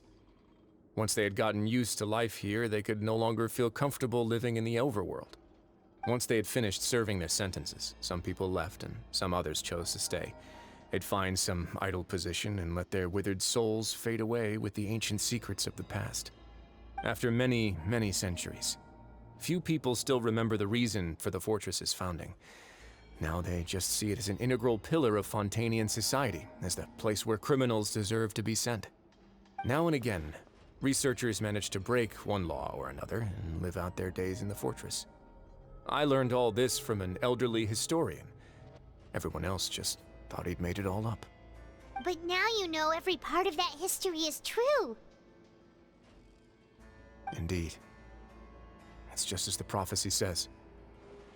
If this gate fails, then everyone will be dissolved into the sea. To be frank, not really. But sadly, that hasn't stopped this prophecy from proving all too accurate. Prophecies are troublesome things. Just hearing one will create the first wave of panic. Seeing signs of it will bring about the second, and actually witnessing it in real time, the third. Let's go somewhere else. I want to show you something. This is it. Your Grace, perfect timing. The results from our last round of experiments have... Wait, Jurier, he's not alone! Huh? Lorvine and Jurier? No need to panic, you two. I've already told them about our plan. What? After you warned us not to tell a single soul about any of this? I'm skeptical as well. Are you sure they are trustworthy? The results speak for themselves, don't they? These two may already know more than you could ever imagine. All right then, if Your Grace insists. They seem harmless enough, so I'll trust them for now. How about some reintroductions? This is Jurier, one of the highest-ranked researchers from the Fontaine Research Institute. He used to work under Edwin. I trust that you've heard of Edwin? Good. Saves me a bit of time explaining. Edwin's main areas of research were archaeum and gravimeters. As his assistant, Jurier is quite familiar with them as well. I hired him to be my technical consultant. You want to blow up the fortress of Meripede? Ah, what a lovely idea. I'm already imagining it in my head. Gotta admit, I'm tempted as well. Guys, focus! Focus! That taskmaster over there is Miss Lorvine, and is also one of my technical consultants. While Jurier used to be Edwin's assistant, she used to be Jurier's assistant. Ooh, are they together? See, everyone keeps asking this question. Are you too sure you're not a couple and just using your work as a convenient cover? Your Grace, I am not in a relationship with this man. If I dated her, I'd officially be madder than Edwin. Jeez, forget I said anything then. Follow me. Whoa, there's another door that goes right up. Your constant amazement makes it seem like the fortress can do anything. But Paimon really thinks everything's super cool.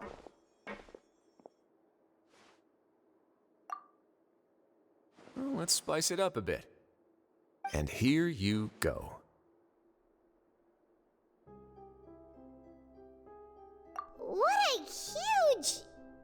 ship? This is also a production zone that Paimon's never seen before. What's going on? How much do you know about Fontainian history? Not much at all.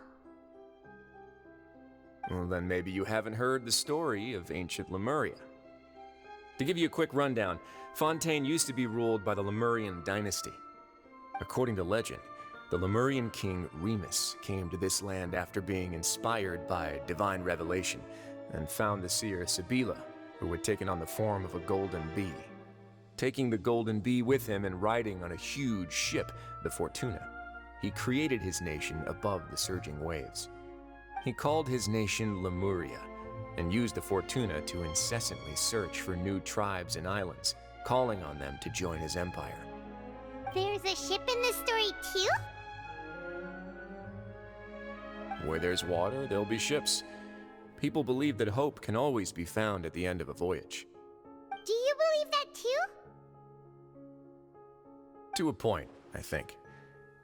As you've already seen, I have a whole factory's worth of labor, materials, and technology at my disposal. Certainly can't hurt to give it a try.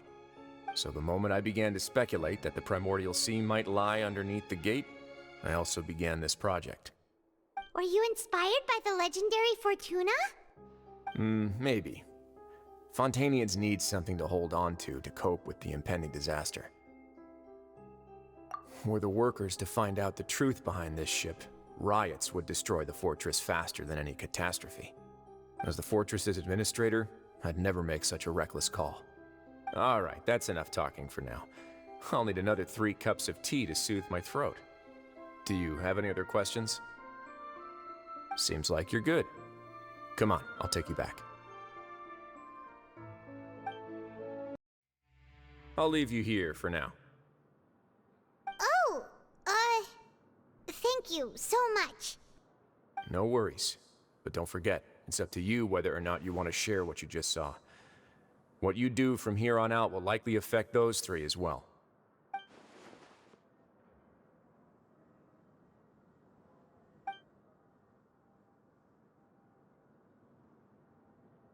Yeah, we'll put a lot of thought into it for sure. Great. I look forward to what happens next. We're back! Welcome back. Do you want a cup of tea? How can you be so much like Wriothesley, always drinking tea? Huh. Actually, now that you mention it, I just remembered something now. While I was sedated, I could still barely hear 2 people talking next to me. They were discussing everything, from the leaves, to the water, and even the teacups themselves. Must have been Wriothesley and Sijuin. Yeah, I heard 1 male voice and 1 female, so it should have been the 2 of them. They really were just talking about brewing tea. I really can't make sense of this place. So, Traveler, Paimon, were you able to learn anything from Wriothesley? Yeah, he explained everything. Very well. Then, would you mind checking your answers against my speculations? Yeah, I took the time to rest, so I'm feeling a lot more relaxed now. Nobody else is around, and Miss Sijuin is also busy with something or other, so let's just talk here. All right, then I'll posit my theories. I asked myself 3 questions. Firstly, why was Fremine affected by the primordial seawater? It was because he dove into the sea. My theory is, the long-lost primordial sea is probably very close to the fortress of Mirapede. Whoa, he's good. He got that right on the first try. That's our Linny. Secondly, Wriothesley's attitude changed dramatically during the course of our stay here. He ignored us completely at first, then suddenly roadblocked us. Why? I spent quite a long time thinking about this. If he has been monitoring the Fatui since the very beginning, he probably ignored us at first because he was hoping we could find Master Childe for him. What's more, the Fortress of Mirapede is not part of Fontaine's court system, nor does it report to Iudex Neuvillette. Wriothesley is basically the king of a no-man's land. As long as the fortress doesn't do anything about Master Childe's disappearance, Father can use it to pressure the Fontaine authorities. And while the two factions are pitted against each other, Wriothesley will be free to move between the parties of interest. If I had to guess, he probably has something that he's working on himself. It's likely related to the secret of the infirmary, but I just can't think of what it could be. You're super smart! Thanks so much. Then finally, there's the last question. If Wriothesley does have a plan, what could it be? All I know for now is that his plan probably has something to do with the changing nature of the seawater. He's even gotten Cloran to help him out. That can't be the full extent of what he's doing. There's probably a secret passageway behind the block in the infirmary, and there's something big in the fortress that most people here never get to see. He has a bargaining chip, and it could be important enough for Father to deal with him directly. I don't have enough information, so I have no idea what his chip might be. But let me guess. You have the last piece of the puzzle.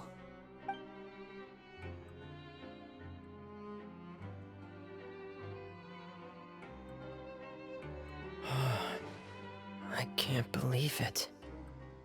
The sea will engulf everyone. Just like the prophecy said. Could Wriothesley have wanted to meet Father to figure out a way to deal with this crisis? If you remember, I once mentioned that Father sees the House of the Hearth as her base of operations, and she truly wants to resolve the crisis. But how could Wriothesley have known that? Or perhaps he didn't know, and just wanted to bring Father over to his side? Which could be why he said he just wanted to negotiate. Yeah, that makes sense to me. I understand your concerns as well, Traveler. I'll figure out a way to pass this on to our father. No matter what, we're on your side. The two of you have already aided us far too much. We probably wouldn't be standing here right now if not for you. If you ever need anything else going forward, please come to the House of the Hearth at any time. Though you may not share the sentiment, after all that we've gone through together, the three of us basically see you as family now. You have my gratitude. Thank you for protecting Linny when it really mattered. And thank you for sharing the secrets of the fortress with us. We didn't think you were going to do it. Why are you being so formal all of a sudden?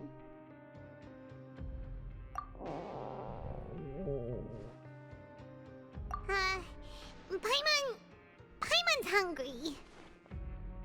Oh, you've done so much already. Go get some food. Alright, then we'll catch you guys another time. It's time for dinner. Welfare meals now being served in the coupon cafeteria. Come on, let's go pick up ours as well. Traveler and Paimon, over here. Are you here for dinner too, Miss Sijween? And I'm taking the opportunity to prepare Miss Cloran's dinner as well. Huh. You're right. She's actually sitting in the fortress cafeteria. What would you like to eat? Yep, you can. I've already talked to our chef, Mr. Wolsey. It's all on me today, so you can get whatever you'd like. Me too! Don't forget Paimon! No problem. Just leave it to me.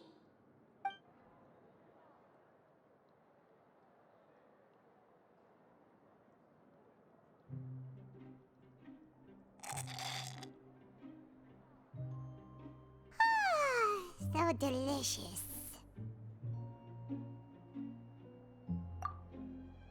Paimon's so happy. Paimon wants to feast like this every day. Feeling full yet? How's the food? Delicious. I'm so glad to see you all so happy. Oh, see, the expression on your face just now? The muscle here just moved, which suggests that you're feeling quite relaxed at the moment.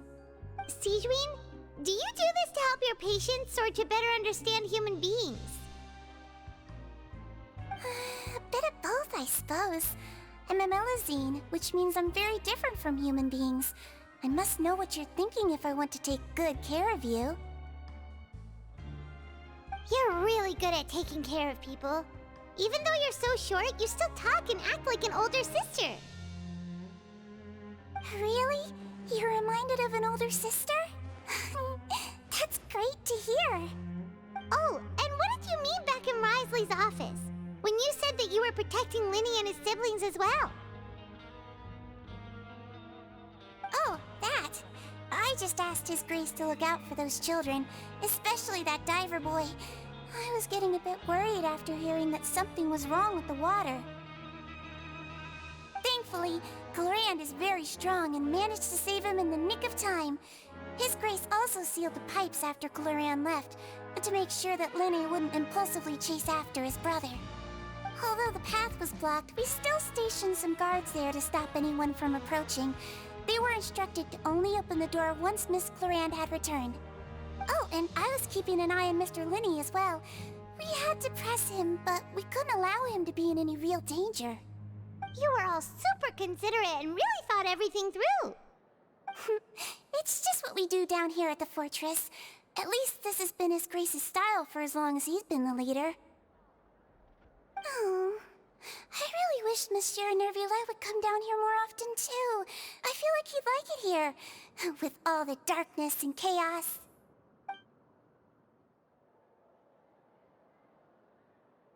Get a good night's rest, you two. You've both worked very hard. Oh, so much has happened. Paimon just feels absolutely exhausted now that she's finally relaxed. Paimon's super sleepy. Are you sleepy too?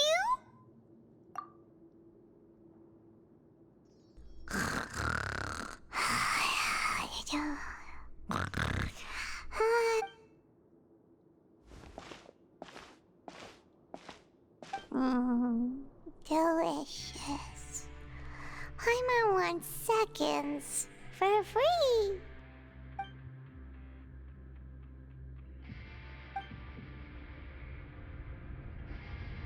Out of my way!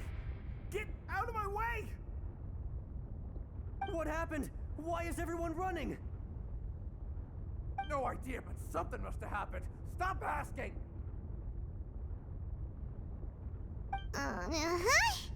Who's yelling? Paimon still wants to sleep.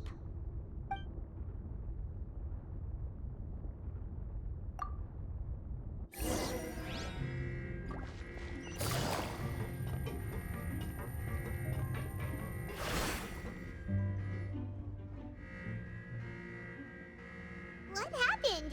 Why is everyone running around? Hey, what are you doing? No time to explain, mate. Goodbye. Hey, wait! What's wrong with these people? They won't even talk to us. They're here! Yeah, there you are! Oh, thank goodness! Quisto and Lavaroon, do you know what happened here? We came here especially to inform you. Something seems to have gone terribly wrong just now. His Grace is telling everyone to evacuate and get out of here. Lavaroon was saying you two are new here and you don't have many friends, so you might slip through the cracks. Haven't you heard all the stories like that? An evacuation is successfully completed, yet you only find out once you do a head count that 1 or 2 people are missing. Wait, weren't you the one who brought that up? Why is it suddenly my idea? Hey, shut up! Okay, whatever. The point is, you should come with us. Yeah, he said to get as far away as possible, upwards and outwards.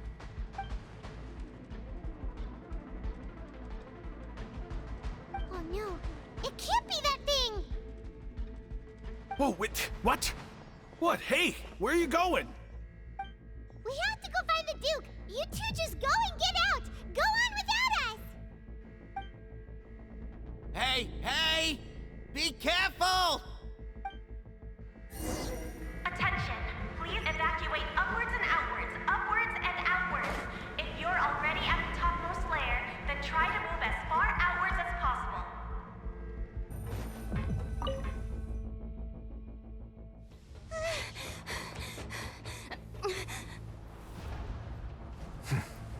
They're here. Just like I said. What happened?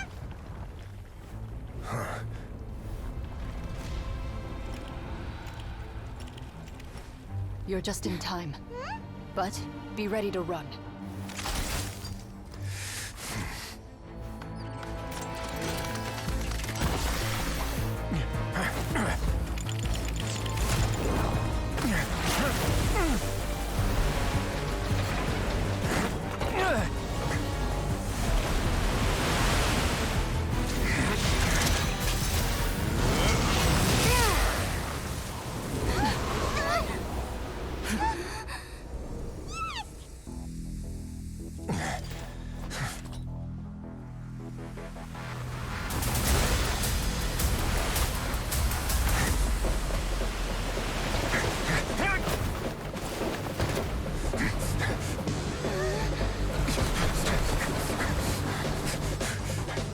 Three, two, one.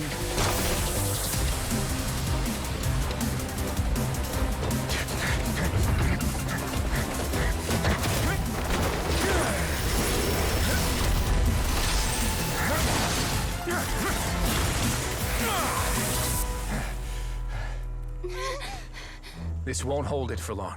Find Neuvillette. Tell him the defenses are about to collapse. Then what will happen to you? Until he arrives, we're the last line of defense.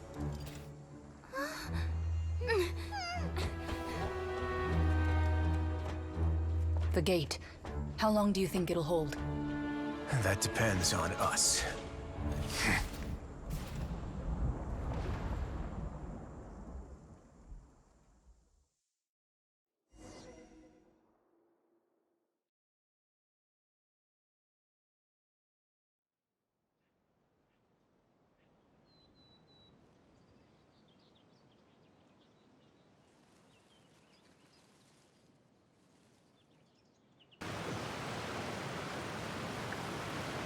Neuvillette, why are you here?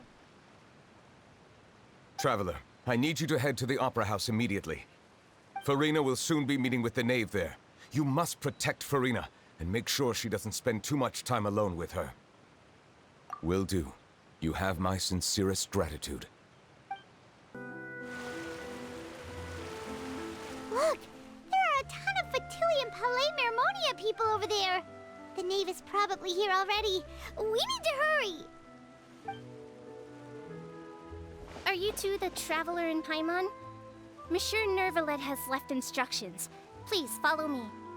Though I'm sure he's already explained, this should be a mostly cordial conversation, unlikely to give rise to violence.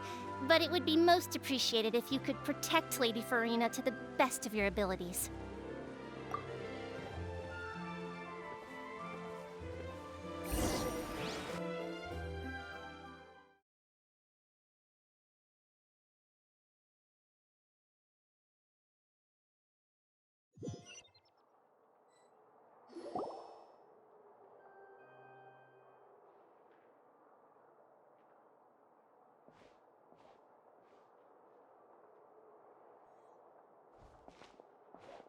Oh, so you two are the honored guests Miss Farina mentioned.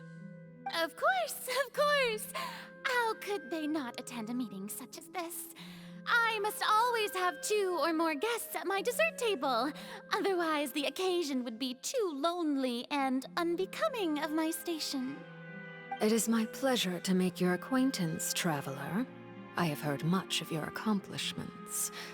I am the Knave, one of the 11 Fatui Harbingers.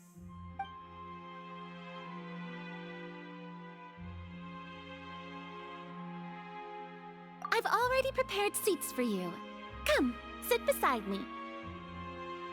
Perhaps you two are unaware of how Miss Farina and I do things.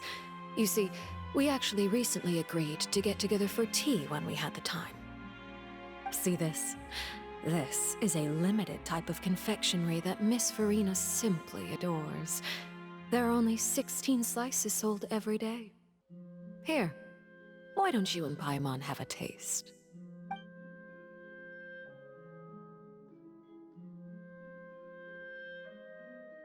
Traveler, what do you think of this cake? That's good to hear. So what Childe said was on the mark after all. You do share a taste in desserts with Farina and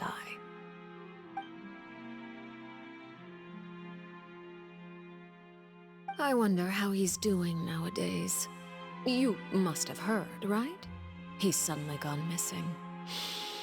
I'm really worried about his safety, you know. Here's to hoping that he's an excellent swimmer.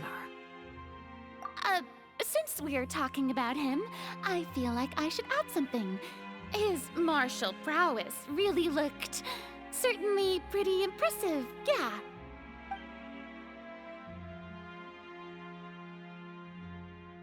Oh, so you're also familiar with his aptitude for fighting, Miss Farina. Oh, right. I almost forgot. Childe was subdued by Udek's Neuvillette right in front of you.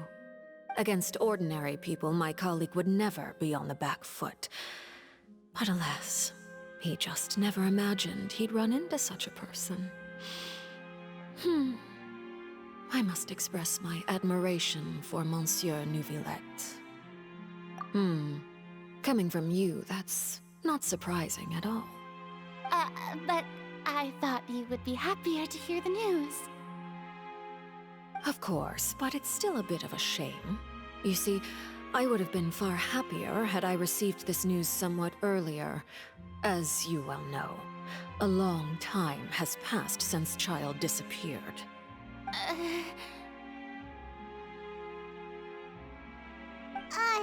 Well, in any case, there's no need to worry.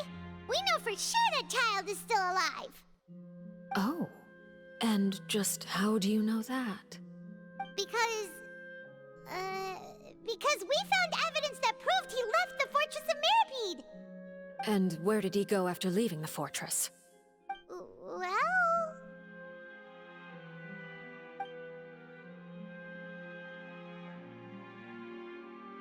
The Fortress of Mirapede lies deep beneath the waves. Unless he pranced right out of the main gate, he must have had to swim for it. Do you have any proof that he surfaced safely? Ah, that is good news at least. His sister Tonya sent a letter to Fontaine not too long ago. Since he was unfortunately unavailable, I picked it up on his behalf. Do you have any idea how he usually writes back to his family? Dear Tonya, your letter made me feel like we were still enjoying our time in Snezhnaya together. I'm currently admiring the scenery on the streets in front of the Opera House. Is it something like that?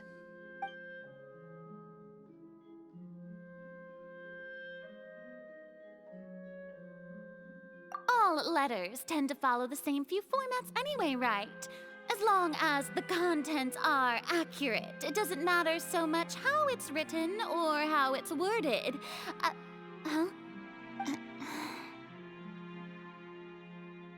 Hold on. The water in the teacup is shaking. I suppose this is also a sign of things to come, Miss Farina. Huh? I don't quite understand what you're trying to say. Have we entered into the next stage of the prophecy?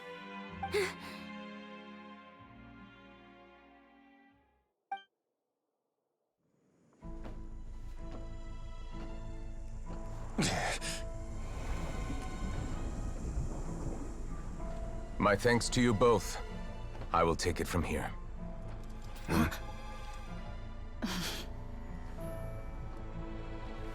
Sure you don't need a hand?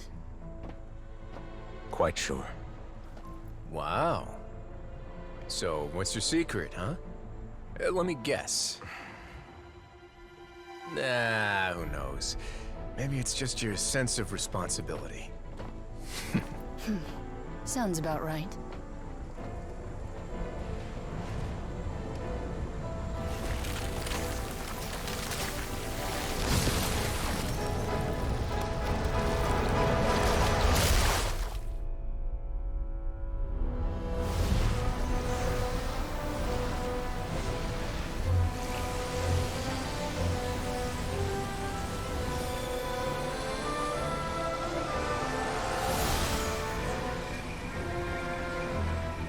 day may come when the prophecy is fulfilled, and the waters burst forth.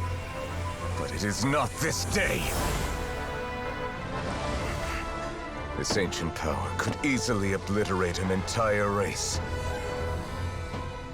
A tsunami of fury would unleash endless catastrophe.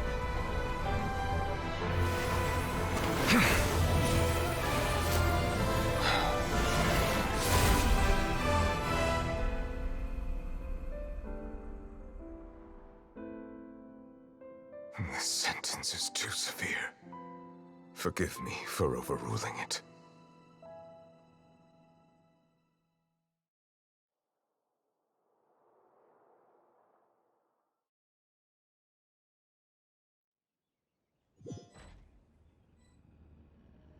All right.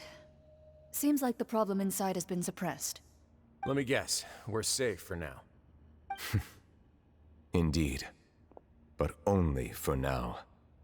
I win this bet. You owe me a present. Very well. It was indeed just as you said. You made a bet?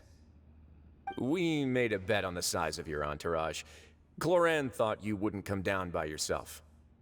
I figured you would have at least brought a few people along for appearance's sake. It appears I underestimated just how confidential the mission was. Shouldn't you have gotten used to confidential missions by now? That's just how the courts operate. So what gift must the loser give? Tea? He already has tons of tea in his office. I'm thinking about a set of legal codices. That wouldn't happen to be a dig at my lack of legal awareness, would it? Well, I'm sure His Grace doesn't consider the fortress to be outside the law.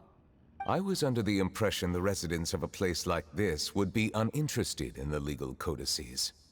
That was obviously a joke. Anyway, you've still got some unfinished business to attend to in the overworld, correct? No need to stay here if you have a pressing matter. We all know you can't leave Palais Mermonia for long. Thank you. I hope everything went smoothly with the Fatui Harbinger.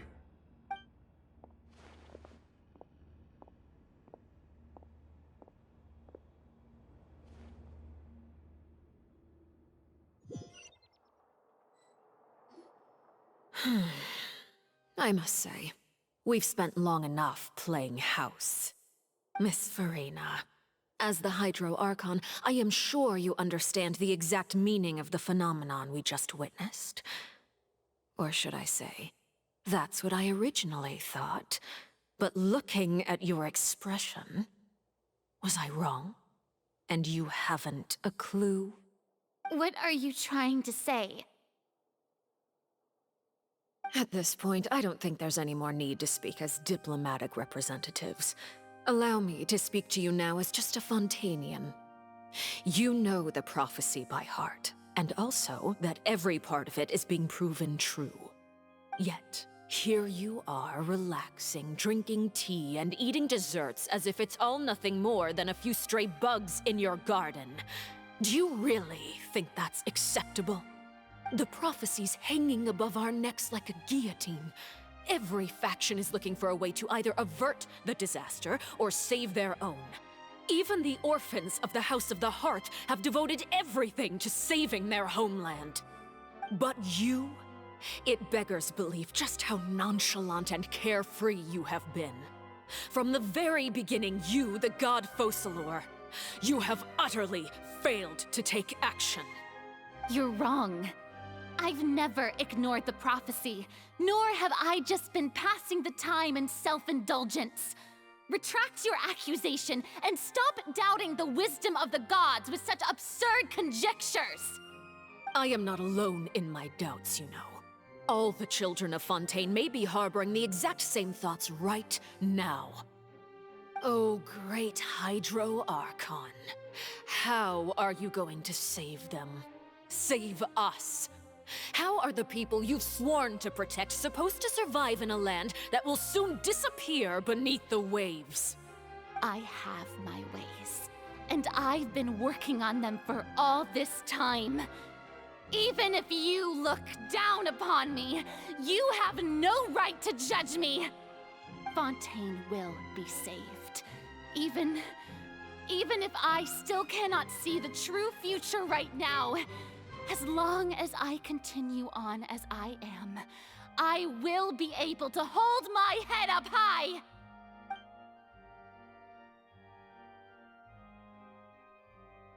Then I ask you, Miss Farina, just what have you been working on? Where can we see it, and what is it doing to help?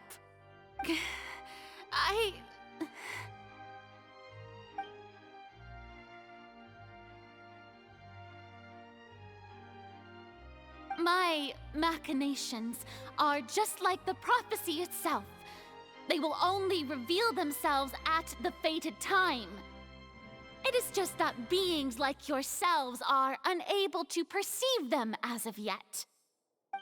I see. As a god, the proof of your labor always lies beyond prying mortal eyes. Allow me to be so bold as to ask another way. Would it be possible for you to tell us the parts of your plan that are not confidential?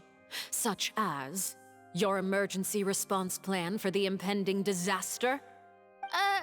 An emergency response plan? Oh, that look in your eyes. Have you not even prepared one of those? The emergency response plan is also strictly confidential. Then allow me to jog your memory. Miss Farina, what is the purpose of your Oratrice Mécanique d'Analyse Cardinal? And what do you plan to do with the massive amounts of indemnitium that has accumulated over the years?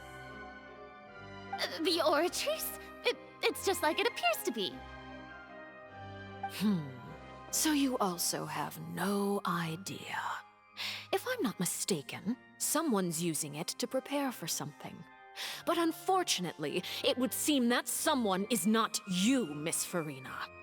I first caught wind of this when Linny tried to investigate the Oratrice in the Opera House. You see, even just getting close to the core contaminated him with an extremely large amount of indemnitium. But even if that had nothing to do with you, then what could you possibly be working on, oh great Hydro Archon? Oh, right.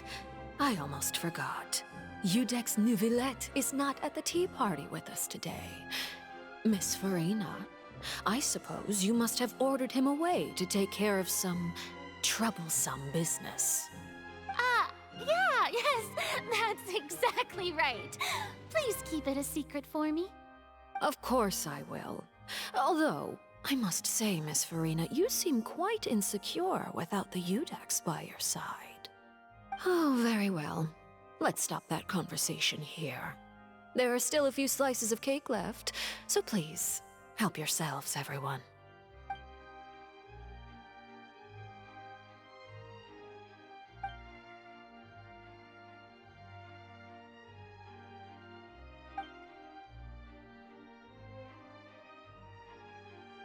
Traveler, I heard that you were recently commissioned to handle a few matters on behalf of the Udex. Why don't you take an extra slice of cake? Those who work hard deserve gratitude and praise. You too, Paimon. Thank you. Paimon will take you up on that offer.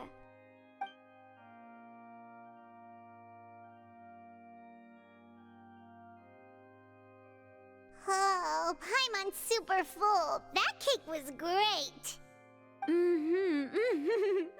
If it's on my tea table, it must be of the highest quality.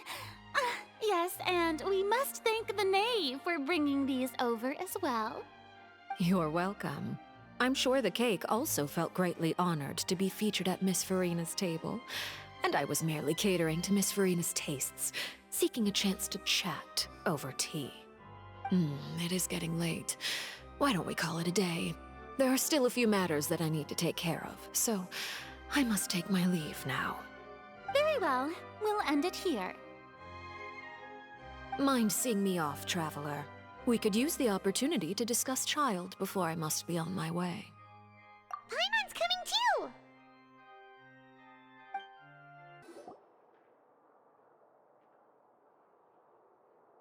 I'm glad that you were willing to come with me. Of course, Childe was just an excuse. I have no interest in your dealings with him. That's what Paimon thought. You lent your aid to the children of the House of the Hearth. As their father, I would like to express my gratitude. Do I look like an irresponsible father to you? The House of the Hearth is very important to me. You should know that I care deeply about my children. That was all. Formal topics should be discussed in formal settings, and informal topics in informal settings. I know you just returned from the fortress of Meripede. Relax. I have no intention of trying to get anything out of you. Linny, Lynette, and Fremine are still there, and I trust their judgment and abilities. They've all been working very hard and have always done all they can to fight back against anyone who tried to stop them, especially Linny. You mean Wriothesley. He's a tricky one to deal with. It's unfortunate that Linny's so eager to prove himself that he can't learn to rely on others, including me. By the way, and you can just consider this a bit of idle gossip, but what's your impression of Furina?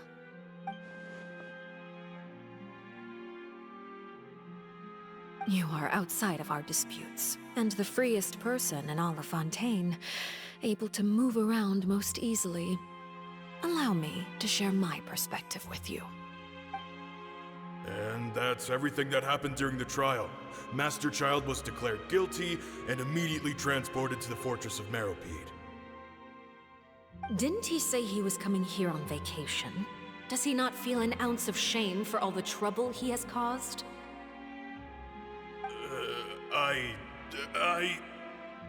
Forget it. He did give us an opportunity. I will be meeting someone shortly. Do you require help with any preparations? No need. I will take care of it myself. I need to meet with Furina, the Hydro Archon. She is at the heart of Fontaine. But what's fascinating about her is that she often seems more like a celebrity than a working Archon. Oh? Come over here, you little critter, you! You dare to run from me? Stop right this instant! My goal is just to discover the location of the Gnosis. But I didn't expect the chance to approach Furina to be handed to me on a silver platter. This is so easy, it's actually making me a bit suspicious. Anything left unguarded is usually just bait. But no one will blame someone for taking the bait. After all, from the moment it was attached to the hook, the bait is meant to be sacrificed. It's just as I guessed in the second before I struck. The Hydronosis is not currently held by the Archon. In fact, this Archon doesn't seem like a god at all. And I sense that she's under some kind of curse. Who are you? And what are you trying to do? Please don't kill me! I'm begging you, please! The fear in her pupils is genuine, so perhaps she's not bait after all.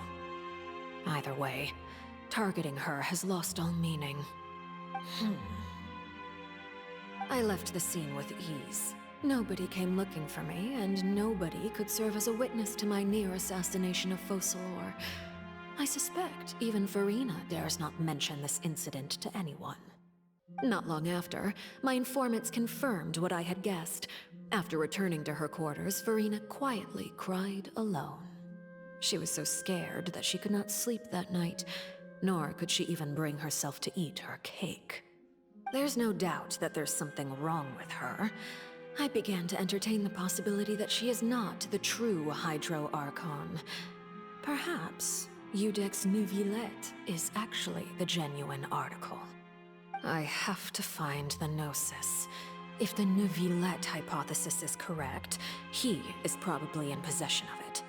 Alternatively, it might have been hidden in a place that's hard for ordinary people to access. Yes, Father. My dear children, Please speak. News from the fortress of Meripede. Master Childe has gone missing. On top of that, the contacts and guards we bribed at the fortress have all gone quiet as well. Probably the handiwork of that Wriothesley.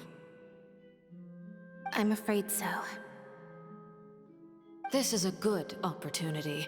The value of a harbinger is much higher than most would imagine. We now have an excuse to exert diplomatic pressure on the Fontaine authorities. Set up a meeting for me. I would like to meet the Hydro Archon and Iudex Neuvillette. Oh, and I have an additional mission for you three. Yes, Father. Tartaglia's disappearance was not a part of my plan, but I can use it to make a breakthrough. With this as my excuse, I can ask for an official audience and continue my investigation of Farina and Iudex Neuvillette. The initiative belongs to the House of the Hearth. My wish to investigate the fortress of Meripede will be a front. Lenny and his group will be responsible for the actual intelligence gathering.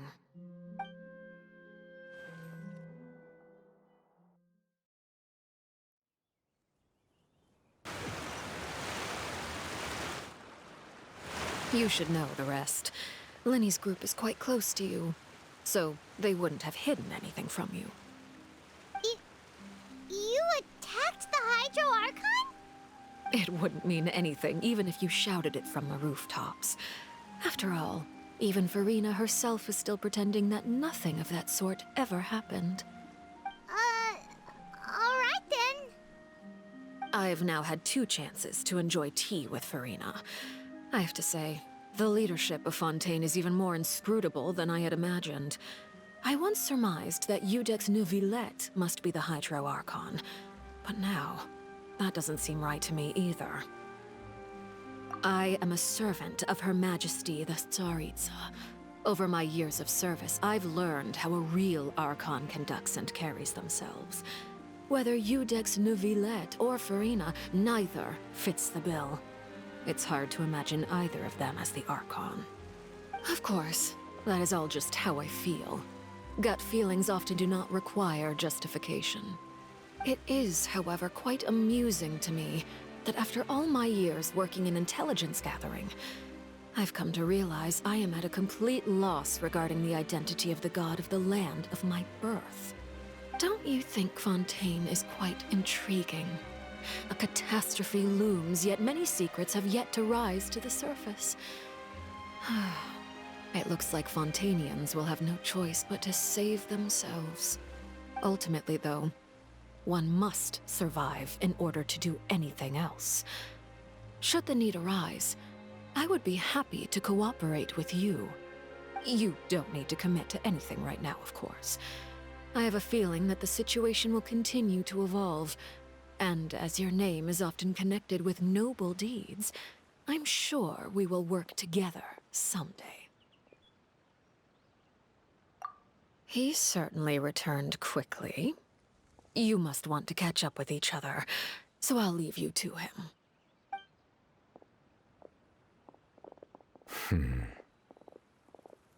Neuvillette, is it over? For now, yes.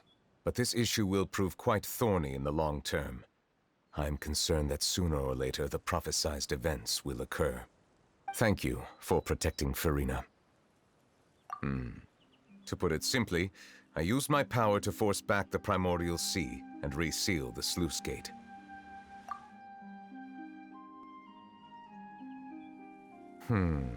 So as expected, the Knave has turned up the pressure on Farina. She's trying to feel her out, though I'm still unsure as to her motives. Permission granted. Whoa.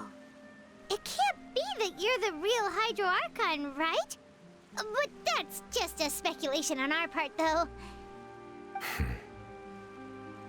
You can't tell us? Then that's okay. We can talk about something else.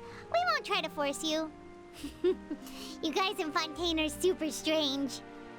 If by the phrase, you guys, you are referring to Farina and I, Then although I'm not sure just what you are trying to imply, I must clarify that I do not share her positions on a multitude of topics. I believe so. The fortress has a long and complex history. It has seen much grief and suffering. And now, another catastrophe will soon be upon us. I mourn this turn of events. Huh? Why is it raining all of a sudden?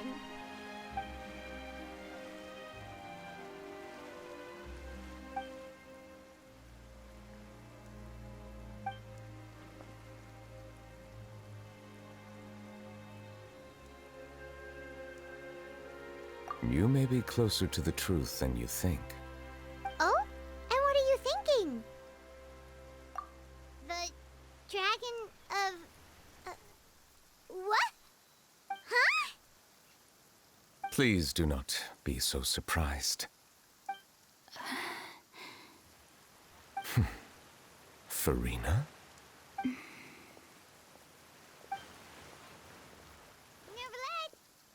Neuvillette, are you listening?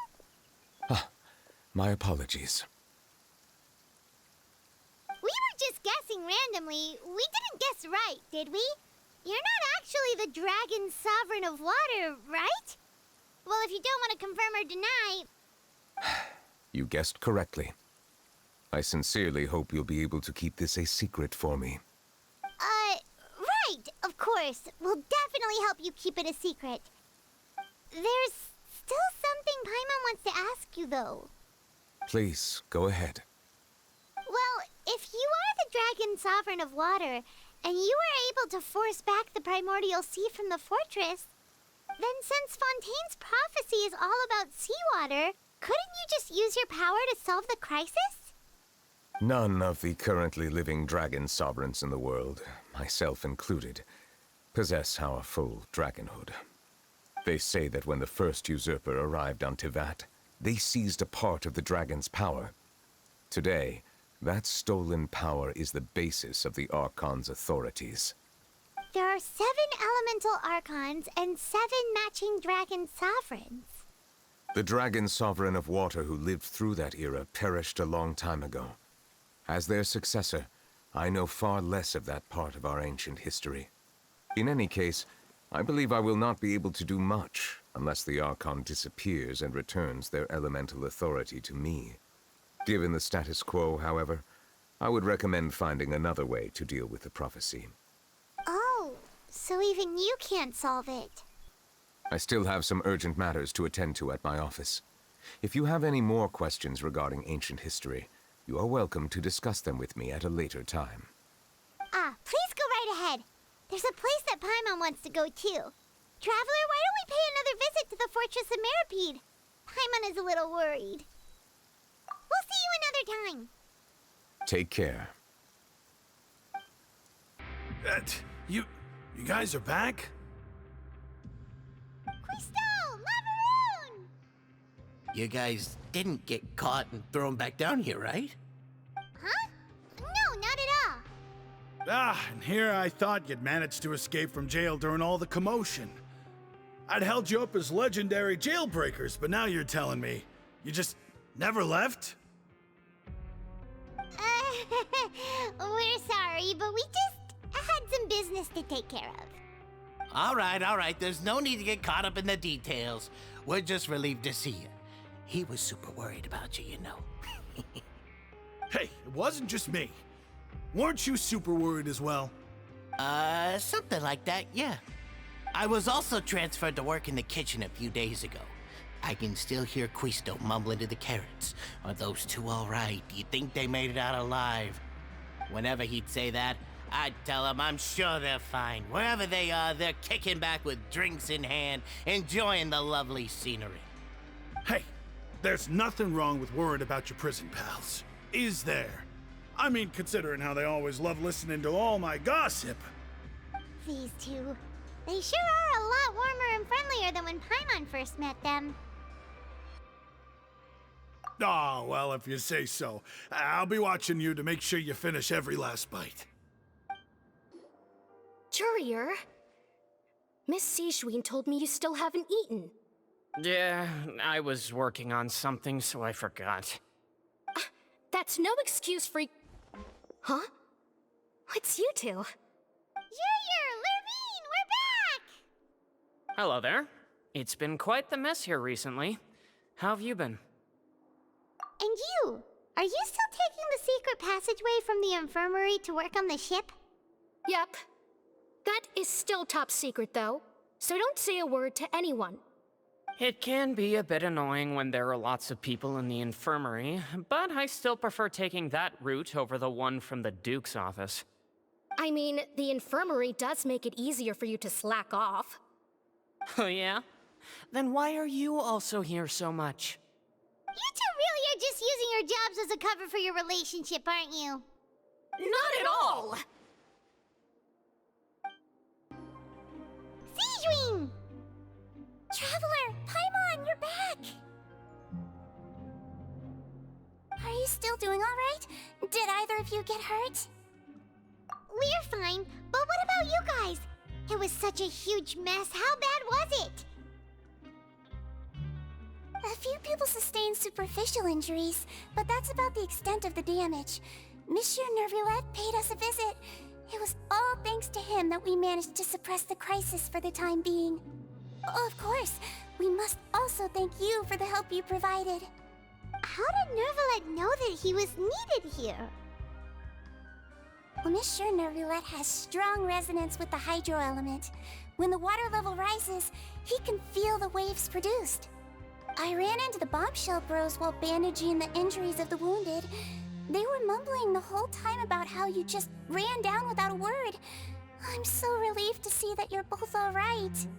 If you're not too pressed for time, please stay with us a few more days.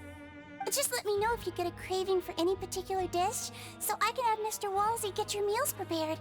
Oh, and please feel free to visit the infirmary for a break at any time. I'd like to take the opportunity to spend some more time observing your facial muscles as well. Your happy smiles are quite contagious, you know.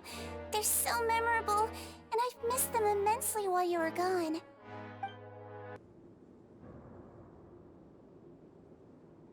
Now guess, what suit will this next card be? A bare-teeth cat? Well, well, look who it is. Traveler, Paimon. Hello, everyone. Looks like you're recovering nicely from it, eh? Mm-hmm. Thanks to everyone's support. Oh, right. I managed to work up the courage to thank Miss Clarant in person. Whoa, how did she react?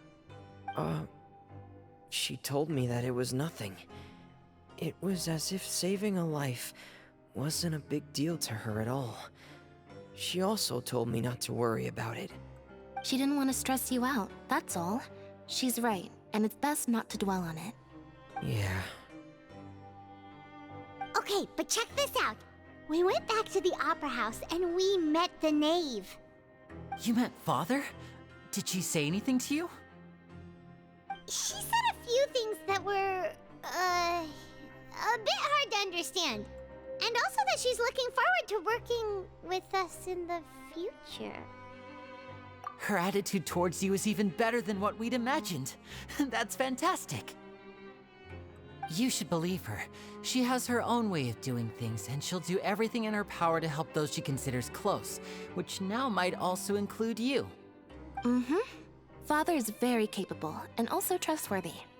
Oh, Paimon just remembered that she thought Linny was a bit too proud as well. She said that you should learn how to rely on others sometimes. Got it. Huh. That does sound like something that Father would say. Hey! Are you going to stay here for the next few days? Looks like it, yeah. Excellent. I will host a tea party. For real? Then Paimon wants another serving of cake.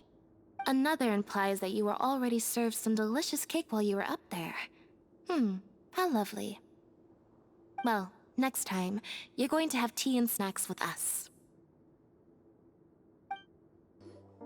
Do my eyes deceive me, or did I just see two inmates come back after making it to the surface?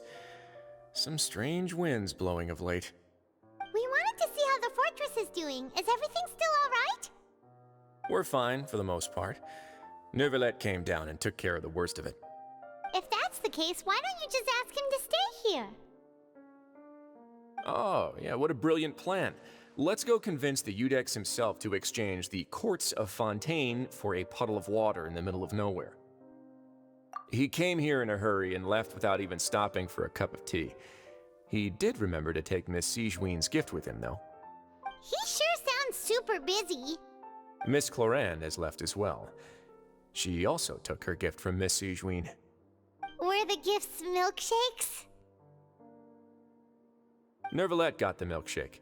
Clorinde received lipstick instead. Those aren't even remotely alike. Well, it's Neuvillette's own fault for making Sigewinne worried about his health by working so much. But besides that, our head nurse is still pretty fond of picking out beauty products for the ladies. Oh, and I have some gifts here for you as well. Are these from Sigewinne too? Nope, they're from yours truly. You've already wrapped up your work at the fortress, so you can return to the surface at any time. You haven't yet served your full prison term, however, so you may continue to use your cell until your term is up. For real? Then we could stay here for a really long time? You may access the cafeteria for free. Hooray! Just remember to come complete your paperwork once it's time for your release. We're back in our cell again. We're no longer prisoners, though, so it really doesn't feel the same. Being free sure feels pretty special now. Huh? How did you know? Hey, that's not true! Alright.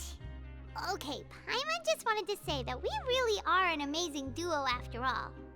It's like we've now gone to so many places together and become friends with so many people. We've never stopped traveling or stopped meeting new friends. There are so many bad things in the world, and we're just two people, but we've still been solving problems no matter where we go. Isn't that pretty cool? You're counting Paimon today? Aren't you the only adventurer here? Then let's ask Catherine to give Paimon an adventurer handbook as well. Paimon will also be an adventurer from today forward. Just our thoughts making Paimon giddy. Paimon's gonna crash, so you sleep soon too. The last time we fell asleep here, we woke up to a whole mess outside our cell. The primordial seawater nearly rose up. That was so scary. We should be safe now, right? Alright then, good night to you, traveler.